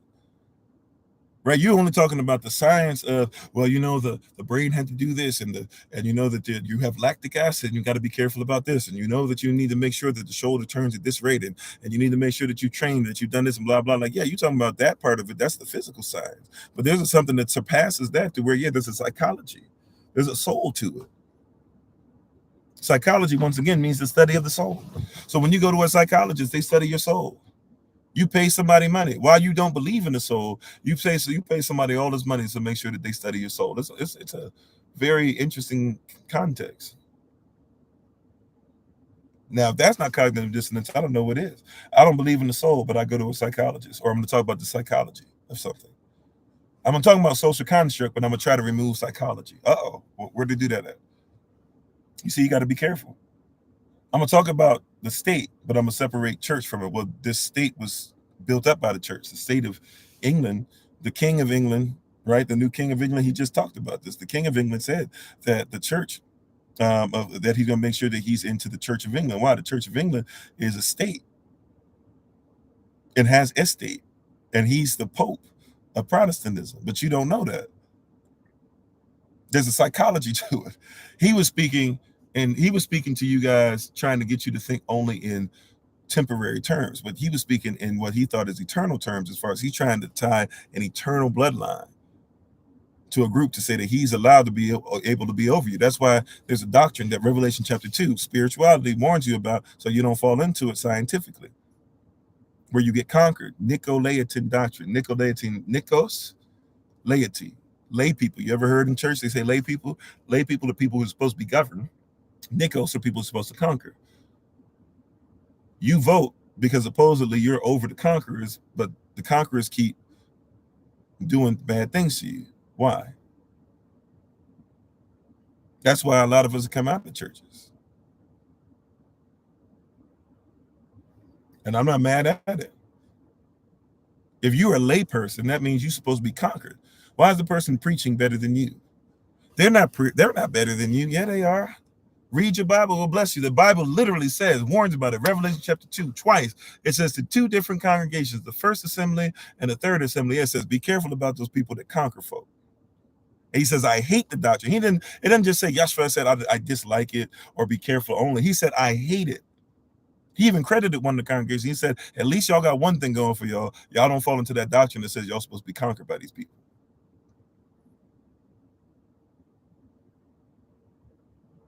See, you thought because somebody would talk about religion and science, that it means that I'm trying to tell you that science needs to be conquered. No, don't go with anybody who's trying to conquer, including a scientist. If a scientist is trying to tell you that they must conquer you by their belief and you must bow down to it, right? Study it first of all, but secondly, you shouldn't bow down to it. You should be what? You should be loved by it. There's love is an action. There should be something that comes out of it that helps you to become more yourself. If somebody's on here now, not all people that were on here were representing this mindset, but some people were on here legit saying that, oh yeah, science is just about showing that stuff really has no meaning. Well, if stuff has no meaning, then why are we going? Does that do anything for you? Well, it doesn't, but who cares, because nobody has any meaning. That I don't want any part of that anyways. I'd rather have faith in what you say is wrong, because if I die, at least I die believing that I have meaning. If your meaning is just to basically say walk around, do whatever, and then die, that's why a lot of people are out here. That's why people don't think that TikTok has any meaning. People are surprised when they find something on TikTok or YouTube where somebody's talking about that, about what we're talking about. They're surprised, they're shocked. Why? Because most people say it don't have meaning. That's why little baby girl get on there, she's 2 years old, she twerking in the diaper, and everybody's talking about that's cute. That ain't cute. But if it don't got no meaning, then who cares if that's going to turn into her twerking in kindergarten, and her twerking on the pole later on, and then her twerking on some guy's pole. Who cares? See, it's not about just faith, period. It's about what is your faith in. You said religion was the original science. It started a way for people to understand the world around them. Well, once again, see, we're doing the thing of turning religion into something it's not. Religion is what people repetitively do as a legion. Like, by definition, plants are religious because they seek the sun. They need water. They give oxygen. They receive carbon dioxide. Right? Like, nature is actually very religious by definition, but we don't like the actual definition of words. We've turned it into something else, and now we're arguing what it's been turned into rather than what it was. You said I just stick words together? No, I use words for what they are. I know how words work. I and E in English are interchangeable.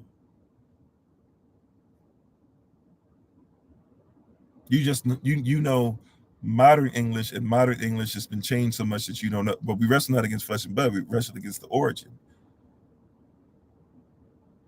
You said what sustains my faith in Elohim, because I don't believe in God, first of all, but you're talking about a different deity, but that's okay. What sustains my faith in Elohim beyond my vast knowledge and experiences? But beyond that, I don't even comprehend that.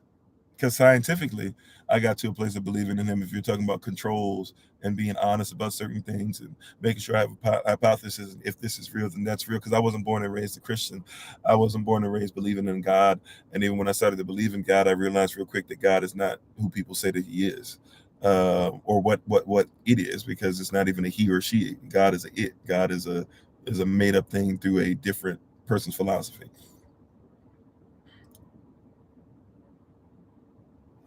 So I don't worry about those things, right? But yeah, I mean, what am I supposed to have experience of outside of my experience? Now, if you're saying that I'm only going off of my experience, well, my experience is studying things that weren't necessarily first person experience. But it doesn't mean I can't read somebody else's experience. It doesn't mean that I didn't grow up. Like here's one for you culturally. Like we always talk about culture, right? For example, somebody will say something like, you've never you were talking about your culture and black culture and African culture and West Africa and blah blah and this and that. You don't know what it is to be me. You don't know my experience. And I'm like, no, I don't. But I was taught in the same school system you were. So to act like I'm completely inaccurate, it's a weird place. Like I was taught by the people that taught you. I jobbed out under the people that you jobbed out under at one point. Like I used to think that that was how you made your money too. That you had to have a 9 to 5 and toil and make sure somebody else's business was doing well so you can get, a fraction of that what you deserve. Right. But the reality is that like I've studied many different things and I've traveled the world, not the whole world, but a lot of it. Um, I've gone to different people's cultures. I've talked to people in different places. It's not a white versus black thing. I'm the child. I don't look like it to a lot of people, but I'm, if you want to use that term, mixed race. Where basically my mom, who's not really white but passed for white, and then if you look at her mom, she really passed for white, and I actually look like her. A lot of people don't think about it till like you. I've shown a picture of my mom before. If you look at me and you look at a picture of my mom, you'd be like, "Oh wow!" Like, you know, I look like my father. It's weird. When I gain a lot of weight, I look like my father. When I lose a lot of weight, I look like my mother. It's a weird thing. I don't know if anybody else has that experience, but I have my father's color, but I look like my mom. But when I was born to a mother whose family didn't like the fact she was given a dark skinned guy, and I was born to a father that didn't like the fact that I, I was born to a mother that was given with a dark skinned guy. So they got married. A couple years later, I was born, and when I was born, my grandparents finally started a little bit to talk to, their children again and their children-in-law. But yeah, for my family, I'm a black sheep. So when I even talk about that, like, so when somebody says, "Oh, well, you don't know," they'll assume, "Oh, you don't know about my experience," blah blah. It's like, I grew up being too white to be black and being too black to be white, and my brother and sister, they look like mixed race children. See, I don't look like it because a lot of people only look at color. So people will hear me talking about black, and you assume that I'm talking about somebody that has no white blood in them, white blood by the social construct, right? But that's not the reality. Right? Like that's not the reality. Like I am legit still to this day. No matter how much love I try to show people, I'm just somebody I don't get to fit in. Like that's been my experience. So people will be like, oh, well, you don't know about my experience and blah blah and this and that or whatever, and people don't like I know what it is. Like watch this. I know about the colorism aspect that you might know. So people will be like, I'm a white person. I was born in New York and I was in Brooklyn. In Brooklyn, they hated white people, whatever. And they said this and that or whatever. Okay, fine. I wasn't born, but I was raised in Brooklyn as far as really young childhood before we moved back down to the DMV area. How you doing, chef? And I'll be like, you know what? Like like my experience in Brooklyn was that, hey, your mama's white, even though she wasn't, but your mama white. Since your mama white, you white. So when I wore a suit, look at that white boy over there wearing a suit. You know what I'm saying? Like that's my experience. I pushed my mother in a wheelchair. She passed away from multiple sclerosis at about 9 years old or so, basically until she, ended up in the hospital for the rest of her life, before she passed. But we took care of her till I was like 14-ish, 15-ish, somewhere in there. And maybe even 16-ish, but but we took care of her basically from like when we were 9 or well, my sister was 2 years younger than me. So basically, but we basically took care of my father to work 2.5 jobs to make sure everything was running. So we took care of her. We took care of her, and then taking care of whatever. Like I push her around somewhere, right? We go to the mall, go to the Kingdom Hall when I was doing the Jehovah's Witness thing with her still, whatever. But wherever we go, we went a few different places to take her to the store if she was feeling up to it. And people would look at it weird because they'd be like, she looked older, first of all, because she was going through what she's going through. But then also, she looked like, to them, they think like, oh, that's a white woman. Why is this little black boy pushing this white woman? And then what's this little mixed girl doing behind? Like, it was really, they thought it was a really weird thing or a weird position. But no, that's my mom. So we go to Macy's and stuff like that. People be looking at us weird, like, why you bring this little black boy in here?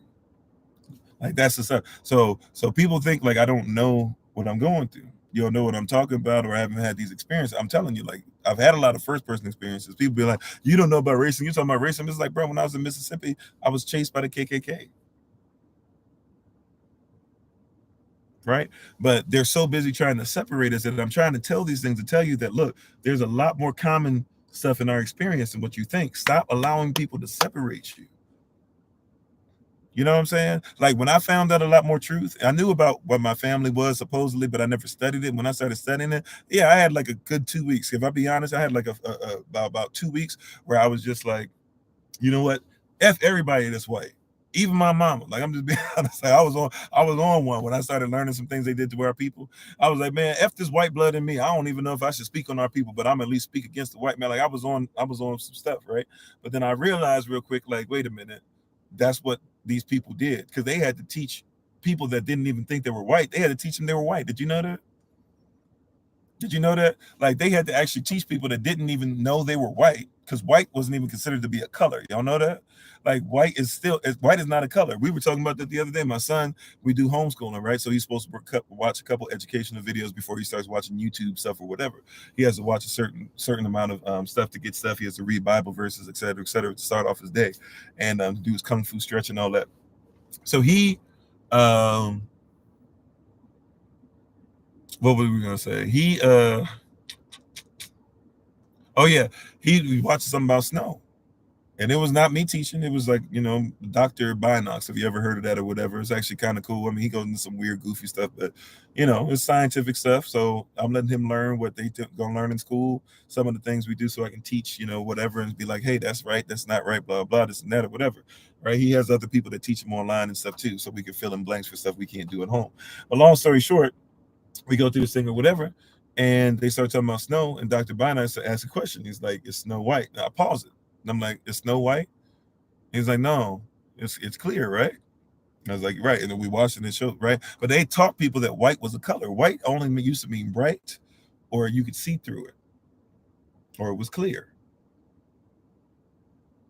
Right? There was no such thing as a white person. They had to teach people that white was a color, and then they had to teach people that white meant better than black, which means that not only were we mistaught scientifically, but they were mistaught. Remember, I used the term earlier. A lot of people missed it. Drapetomania. Drapetomania was supposed to be scientific. Drapetomania was supposed to be something that said if a black person wanted to escape slavery, something was mentally wrong with them. But they never taught white people that you had to be mentally enslaved to actually live just as bad as the slaves, but you got to whip them, so you were better than them. Right? We're talking about social construct here. We're talking about social construct. I get it. Yeah, you can talk about you're brown or you're this or that, all right? We're talking about social construct, okay? Social construct, you had to teach a person who didn't even think they were white and didn't know what that was. You had to retrain everybody to think that white was real, that they were better, and then you made them overseers, but they would live in the same type situation that the slaves lived in. But they got to whip them, so they were better. Like, you had to teach a group of people that. Remember, the Republic of Congo, right? Those of you who know about Leopold the first, second, and third, by the way, even though the second did the most, caused the most drama. Leopold, right? If you ever go to Belgium, by the way, one of the most racist places I've ever experienced, right? I have a wife that's fluent in French, was an exchange student in Switzerland, has been around Europe herself. And we went there, was speaking in language that everybody could comprehend it, whatever, was saying stuff, and didn't think that we were going to catch up, you know, catch the fact that this guy was saying some stuff out of pocket. Didn't like the fact that we happened to be what he considered to be a better class because we could travel and stuff, and he had to have us go around. He was trying to talk trash to the people at the hotel. Person at the hotel was cool. He was not. Person at the hotel was just talking to him, trying to like laugh it off and be like, kind of get out my face, you know. And I let him know in English. I was like, I know what you're saying. You know, like I barely know French. My wife she's the one that's fluent, but I had to be like, I know what you're talking about. I know what you're calling us. You know what I'm saying? Like, but the reason why they're like that, see, we can't just go because they're white. The reason they're like that is because the king of Belgium wanted to get in on the African continent. It was divided up, and people were going ahead and divvying things up, and they were making, having power out of it. A lot of France had more power than just about everybody else. England was starting to catch up, right? Um, Italy was up in there, or Italy tried to get up in there during World War II. I'm sorry, I'm fast forwarding too much, but Italy eventually would try to get up in there. Everybody was getting their hands on it, right? The Dutch had came there before everybody else did. Portuguese had done some things there, etc. So King Leopold II was like, I got to get in on that. They study, they do some research, they find out that there's a lot of rubber in Congo. So they're like, cool, we're going to go ahead, especially you got things like tires and other things that are picking up steam. Everybody always can use some rubber. So like, yo, we need to go over there. We'll get the rubber. Belgium, though, the parliament was like, yo, we don't want nothing to do with slave trade and stuff. We're cool. So Belgium was cool. You hear what I'm saying? Like, they were cool. We can't just make this assumption that because they were white, they were bad. Like, Belgium was like, we don't want nothing to do with that. Like, let them have that. And we're not even financially in a position where we can deal with that. So the king, he uses his money that he makes from the people, but it's his money, right? Supposedly. So he uses his money. He actually creates a fake corporation over in the Republic of Congo, right? That's what the United States corporation is versus the United States of America, by the way. He did the same thing over there for those who know about sovereignty. He creates a fake corporation in the Congo. He then hires a bunch of soldiers and uses some of the other soldiers from Belgium. So he can't tell Belgium to go to war, but he says, hey, I'm going to hire them to be able to make sure that they watch over my corporation. And before he sends them over, he sends them back to boot camp, right? Or some of them that are new get sent to boot camp for the first time.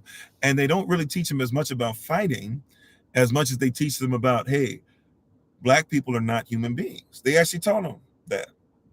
He said, hey, they're going to have language like you have language. They might even learn how to talk like you, but that's just like them being a parrot. Parrots can do that. Like, they taught them specifically. They were like, these are not human beings you're dealing with just because of the color of their skin. Then they sent them over there, and then they did some of the most heinous, most atrocious things that have ever been recorded in anybody's story, let alone his story. Okay?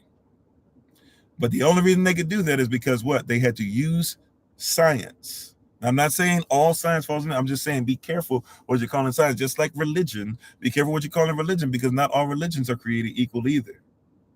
Especially if you're saying they're man-made. By the way, if theories are man-made, then I don't comprehend what you're doing with religion either. You shouldn't be religious because religious is man-made. Well, so are theories.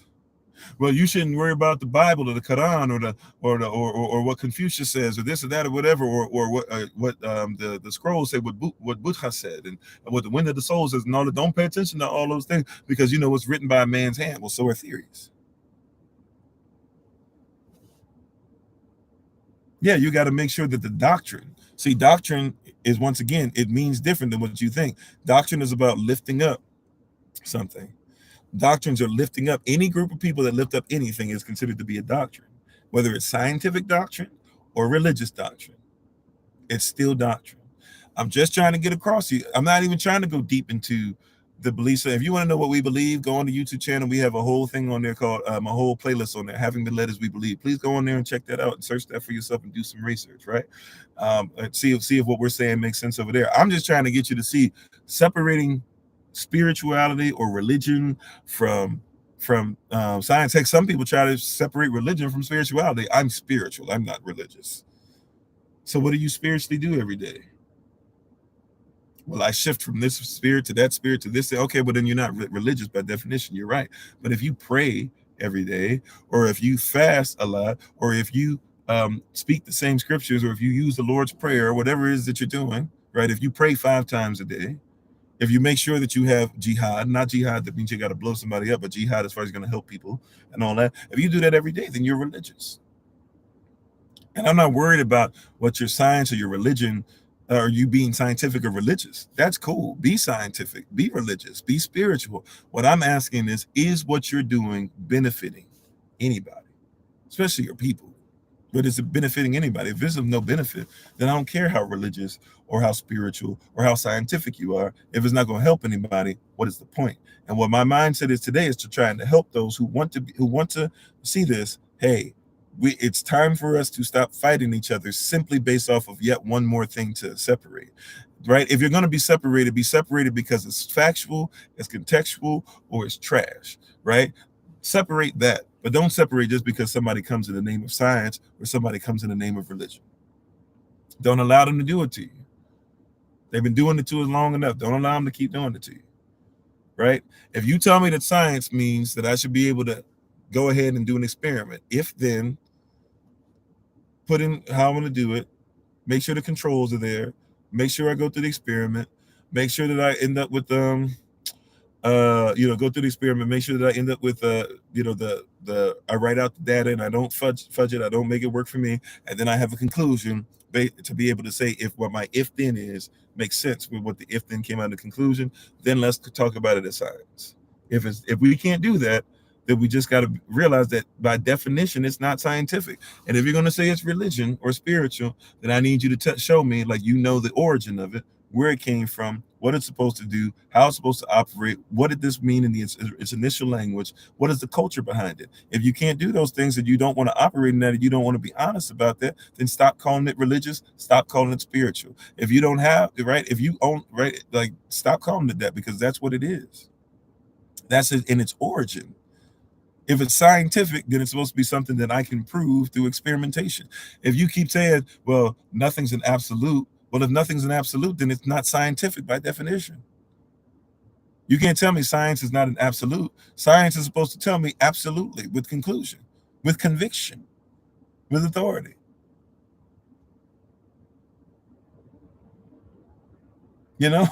Like, if this is supposed to tell me the truth to disprove something, how does it disprove it if it can't prove that it's true or not in the first place? You can't disprove what you can't prove.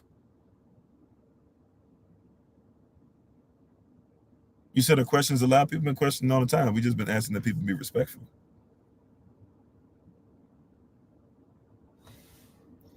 You said, who shook the jar with the black and white ants in it?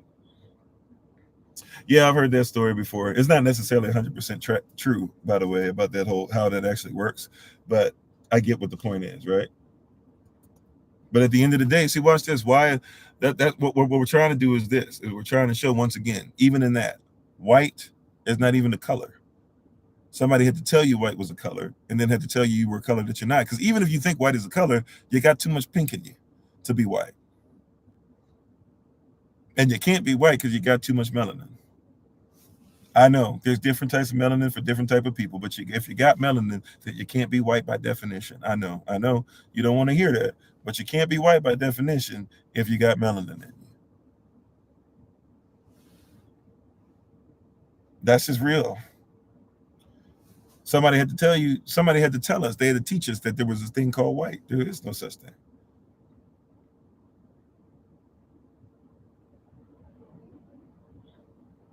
You said it's not a color or a shade. Okay, cool. Then the social construct, do people live by black or white, is something we still need to address, though. And we got to address it and be able to teach that the reason why you put someone's stock in white or black. For example, why is it that I talk about black? Why do I, watch this? People say, don't talk about black as a social construct. Why do you think it's a necessity that people need to hear me talk about black? See, instead of saying why it's not a necessity to talk about, why do you think it's a necessity for black folk to hear about black stuff?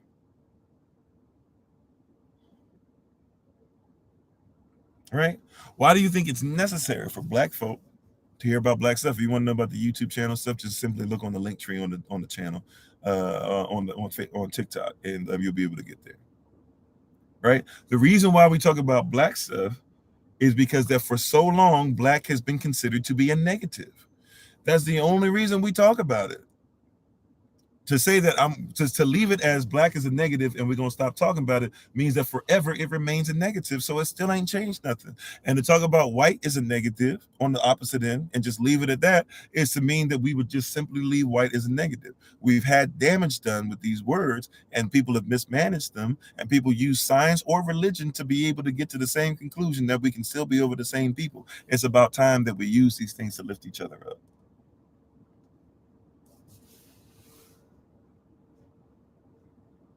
But you can't. Well, that's another. I like that. You can't be what you can't see. I see what you're saying, right? Yeah, black is not a negative, but I'm saying for the longest time it has been. I don't believe it to be a negative, just like I don't believe white to be a negative, right? But it used to be that white was automatically a positive and black was automatically a negative. For a lot of people, I know you said, oh no, not my family, not my parents, not my grandparents, not that. Guess what? There are a lot of our grandparents that did some stuff that on both sides that we shouldn't necessarily be proud of. And we got some DNA memory going on. We got some generational curses going on both sides. I don't care if it's scientific or religious. You got some stuff that's been put in there that you don't know where it comes from. There's some stuff I still don't know where it comes from. And every day I'm going through a purge of sorts to make sure that I can ensure that my family and I will be different. Even if somebody by social construct white marries into that family, cool. We're gonna teach you culture too, because you ain't gonna come in here and come in with that baggage either. You're gonna get rid of your baggage, we're gonna get rid of our baggage, and now we can have actual conversation. Right? The sins of the fathers visiting the children. Right? Like at some point, we got to be real about this, right? If you've gone through trauma, when I deal with one, I do a lot of life coaching, one-on-one coaching, marital coaching, etc. Right? If I'm dealing with somebody's trauma, I have to immediately start asking questions that lead me to their childhood. At some point, we got to get to the childhood. Why we got to get to the childhood? Because you are who you were as a child, as an adult, and if you got hurt as a child, every version of yourself. If you got hurt at 5 and you're 35, that means there's 30 years, 30 versions, 30-year-long version, 30-year I hope y'all get what I'm saying. 31-year versions of yourself that are hurt out there still in eternity. We got to fix the little child before we can fix the adult, right? And if there was trauma in that little child, then we got to figure out what happened with mama and them, because mama and them might have had some things that need to be fixed, and daddy and them might have had some stuff. That means grandmama and grandmama and granddaddy might have had some things, and you bringing that stuff into your bedroom. You trying to sleep with your husband, you trying to sleep with your wife, and you're dealing with generational trauma that nobody's been willing to talk about. This is why Malcolm X said, right? And I'm not saying I believe in segregation, but this is why Malcolm X, this is after he left the Nation of Islam, by the way, for those that want to go ahead and make him the same thing. After he left the nation, he came out, he said, look, we're getting to a point to where whites can help us. And I'm not trying to say that there's a real thing as black and white, but just here I'm quoting, right? He said, whites can help us, but they can't join us. Why? There can't be black-white unity until there's first black unity. Now, what was he trying to say? He was trying to say that, look, we are still scarred.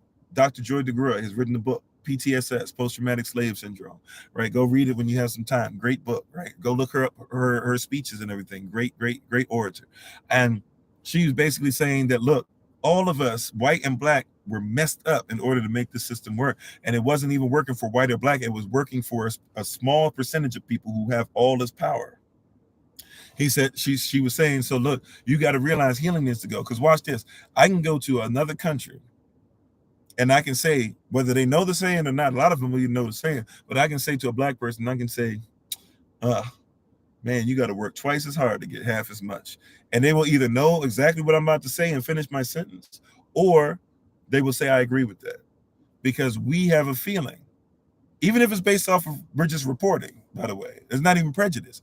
We have a feeling, like based off of what has happened, we're simply reporting, yeah, this is our experience here, this is our experience in Australia, this is our experience in Africa, this is our experience in Asia, in Europe, in Antarctica, because we've had some experiences down there too. Look up some stuff at South America, even North America, right?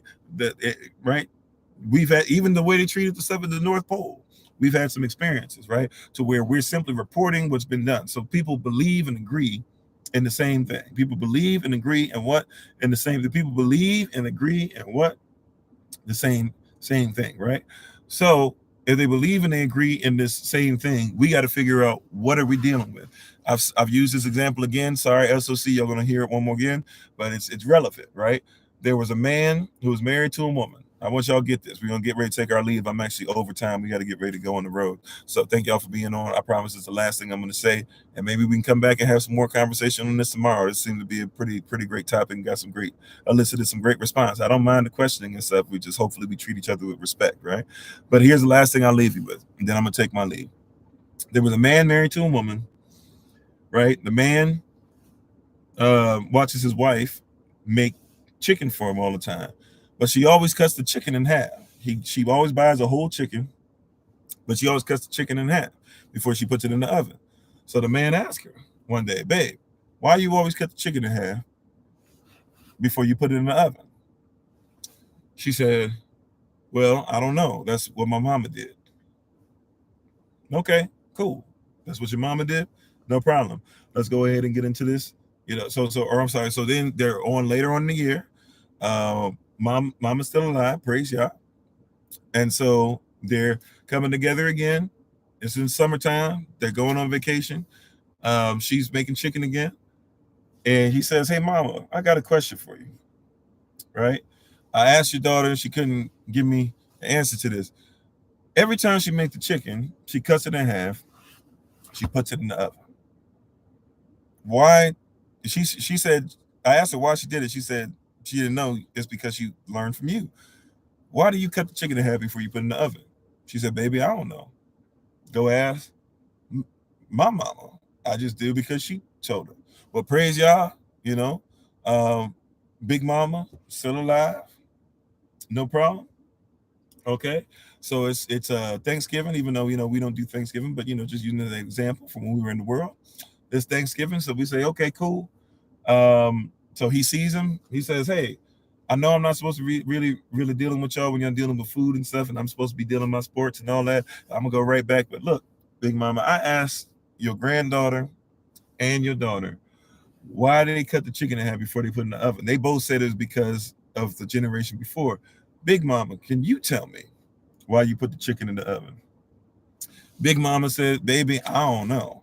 I do it because my mama did it." Well, praise Yah, Medea was still alive, right? So they had Christmas together, and he finally couldn't take it. So before they even started cooking, he said, "Look, Medea, I'm sorry for being disrespectful, but I got to get an answer to this. And if I can get an answer from you, I'm obviously not gonna get an answer. But I asked your daughter why she cuts the chicken. I'm sorry, I asked my wife why I put the chicken in the half before I put it in the oven. She said she ain't know to ask her mama. So I asked your granddaughter why she puts the chicken in the oven. She said she ain't know to ask her mama. So I asked your daughter why she put the chicken in the oven or cuts it in the half before she put it in the oven. She said, "I don't know, ask my mama." So I'm asking you, please, Medea, I just need an answer. Can you tell me why you cut the chicken in half before you put it in the oven? You know what her answer was? Her answer was, "Baby, back when I was cooking, back in that day when we cooked, yeah, my mama taught me, but she taught me like that because ovens were cut in half. Ovens were really small. So you had to cut the chicken in half to be able to fit it inside the oven." So these people were still using stuff that wasn't scientific, that wasn't great religion or good religion, that wasn't great spirituality, that really didn't have purpose, wasn't really adding anything to it. They were just cutting it in half because somebody before them cut it in half, right? They were causing separation that didn't even need to be there before, because back then the separation was just required. It doesn't have to be required to be able to cook the chicken, right? The word holy, it means to be whole. WHOL or WHOLY. That's what it means. Holy. You think holy, oh, it's gonna be set apart. Isn't that holy means keep it whole? You keep trying to cut it apart to cook it, not realizing that whether you cut it apart or not, it's still the same chicken. So we might as well keep it whole, take our time with it, and figure out what we have to do, right? A lot of us just doing it because people did it. But we got some stuff we're still dealing with. White, black, whatever. Asian, Spanish, whatever you want to call yourself. Brown, yellow, black, pink, white. I don't care what you're calling yourself. At the end of the day, we got some stuff that people did because they were trying to control stuff. and you started splitting stuff because they told you to split it so that they would control you. You still working that 9 to 5 mentality because they told you that was the best thing. They trained you for that since you was in preschool. They were training you to work a 9 to 5, and because you got a couple more degrees than somebody else, you think that you're toiling and you're making a couple more bucks than somebody else means that you're doing something, but you still a slave to the same system. So call it science, call it religion. At the end of the day, it came from the same place. We need to have a better way to make sure that we're free in the same manner. And when we're free and we start coming together in freedom, that's when can't nobody tell you nothing. That was the point for those that hung in there. Right. So thank you, everybody, whether you're watching this live or watching this later on. Appreciate you. We got to get on the road and travel. Thank y'all again. Appreciate y'all. Thank you for spending some time. By the way, I heard some stuff about the live the last couple of days, or the free conference call line. We got a new number. The reason we did the new number is because we're trying to record, but apparently we're having issues with some people now to where they can't call in. So what we're going to do is we're going to look for some alternative numbers that you can use. If not, we'll set it up to where you can still use the old number, and we'll have the new number going at the same time, and I'll just control that on my end. Okay. So we will figure that out. I do apologize, but you will be able to listen to the recording from Wednesday. We're still not going to record Thursdays because that's prayer service. We're on every day. By the way, it's your first time with us. We're on every day at 8 a.m. Eastern New York time, every weeknight at 8 p.m. Eastern New York time, except for Wednesdays. I take Wednesdays off. We're going to get ready to travel and get on this road. So thank y'all again. Please check out my wife once again, the Honorable Amma, on TikTok, YouTube, her website, and Pinterest at Bloom and Flourish, not A&D, the letter N, Bloom and Flourish. She's a healer, herbalist, chemist, and biologist by degree.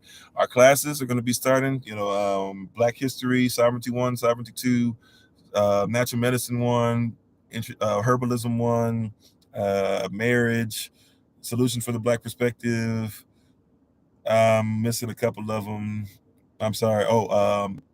Hebrew characters, possibly basic Hebrew. I haven't had a lot of interest in basic Hebrew, so we're probably not going to do it if y'all don't say so. There's another one I'm missing. I'm going on top of the dome, but you can always ask us for that, or if you're on YouTube especially, you can look in the description box for that. Sign up for a class. We'll make sure we get you that information soon, and we'll be starting with that on Monday. Black History will start on Monday. Black History 1 will start on Monday, and yeah, I think that's about it. So we'll have some updates. We'll make sure that we update on the Google Calendar invite for prayer. Once we get the alternative numbers and everything working together, we'll make sure that the recording for Wednesday's session is on there for you as well. And we appreciate you. Do not forget, we're headed down today, so that by tomorrow, Friday, Saturday, and Sunday, we'll be in South Florida area. So we're excited about that. We look forward to meeting y'all down there who are going to be down there and come out with us. So I keep hearing from people saying, I'll be there, but not everybody said something. So we're going to finalize the place probably by tonight, if not tomorrow in the rising, so that we can have our big meetup on Saturday. So we hope to see you guys there. We hope to see you guys on Sunday for at 2:00 p.m. Eastern New York time for the Feast of Trumpets. We hope to see you guys October the 5th, which is the Day of Atonement. And October the 6th is my born day. I still don't know what we're doing for that, but I'm assuming that you guys have heard whatever behind the scenes stuff. I usually don't celebrate my born day, but it's my 40th born day, so I'm excited about that. So I hope to see you guys on there, and let's chill out and relax with each other then. And let's keep it going. We're having more stuff coming about the Women in Red coming up soon, and also sisters, this Saturday you're supposed to be meeting up for your meetup at 7:00 p.m. Eastern New York time. And do not forget, October 14th to the 16th, we're coming up to the D, coming up to Detroit again, and this time it's going to be for all of us to come together for our convocation. So thank you. Appreciate you. We honor the King, Queen, and each and every one of you. And as always, it's been Pastor Kofi, Pastor Servant of Christ, where we are always changing lives one mind at a time by being a voice of the voiceless and speaking the unspoken until I have the great privilege, opportunity, and responsibility of being in front of you all again. Please remember, as always, Yashla, that you are loved, you are necessary, you're majestic, you're fearfully and wonderfully made, and you, which is all of us working together, will be the reason why people who are in this system no longer have to be of it. Shalom, peace, take care. Thank you again. We'll see you tomorrow. Actually, we'll see you later on tonight, 8 p.m. Eastern New York time, not on this channel on TikTok, but on Kofi_42. So look out for us there. Find out about us there. If you want to, sign up over there, whatever you call it, like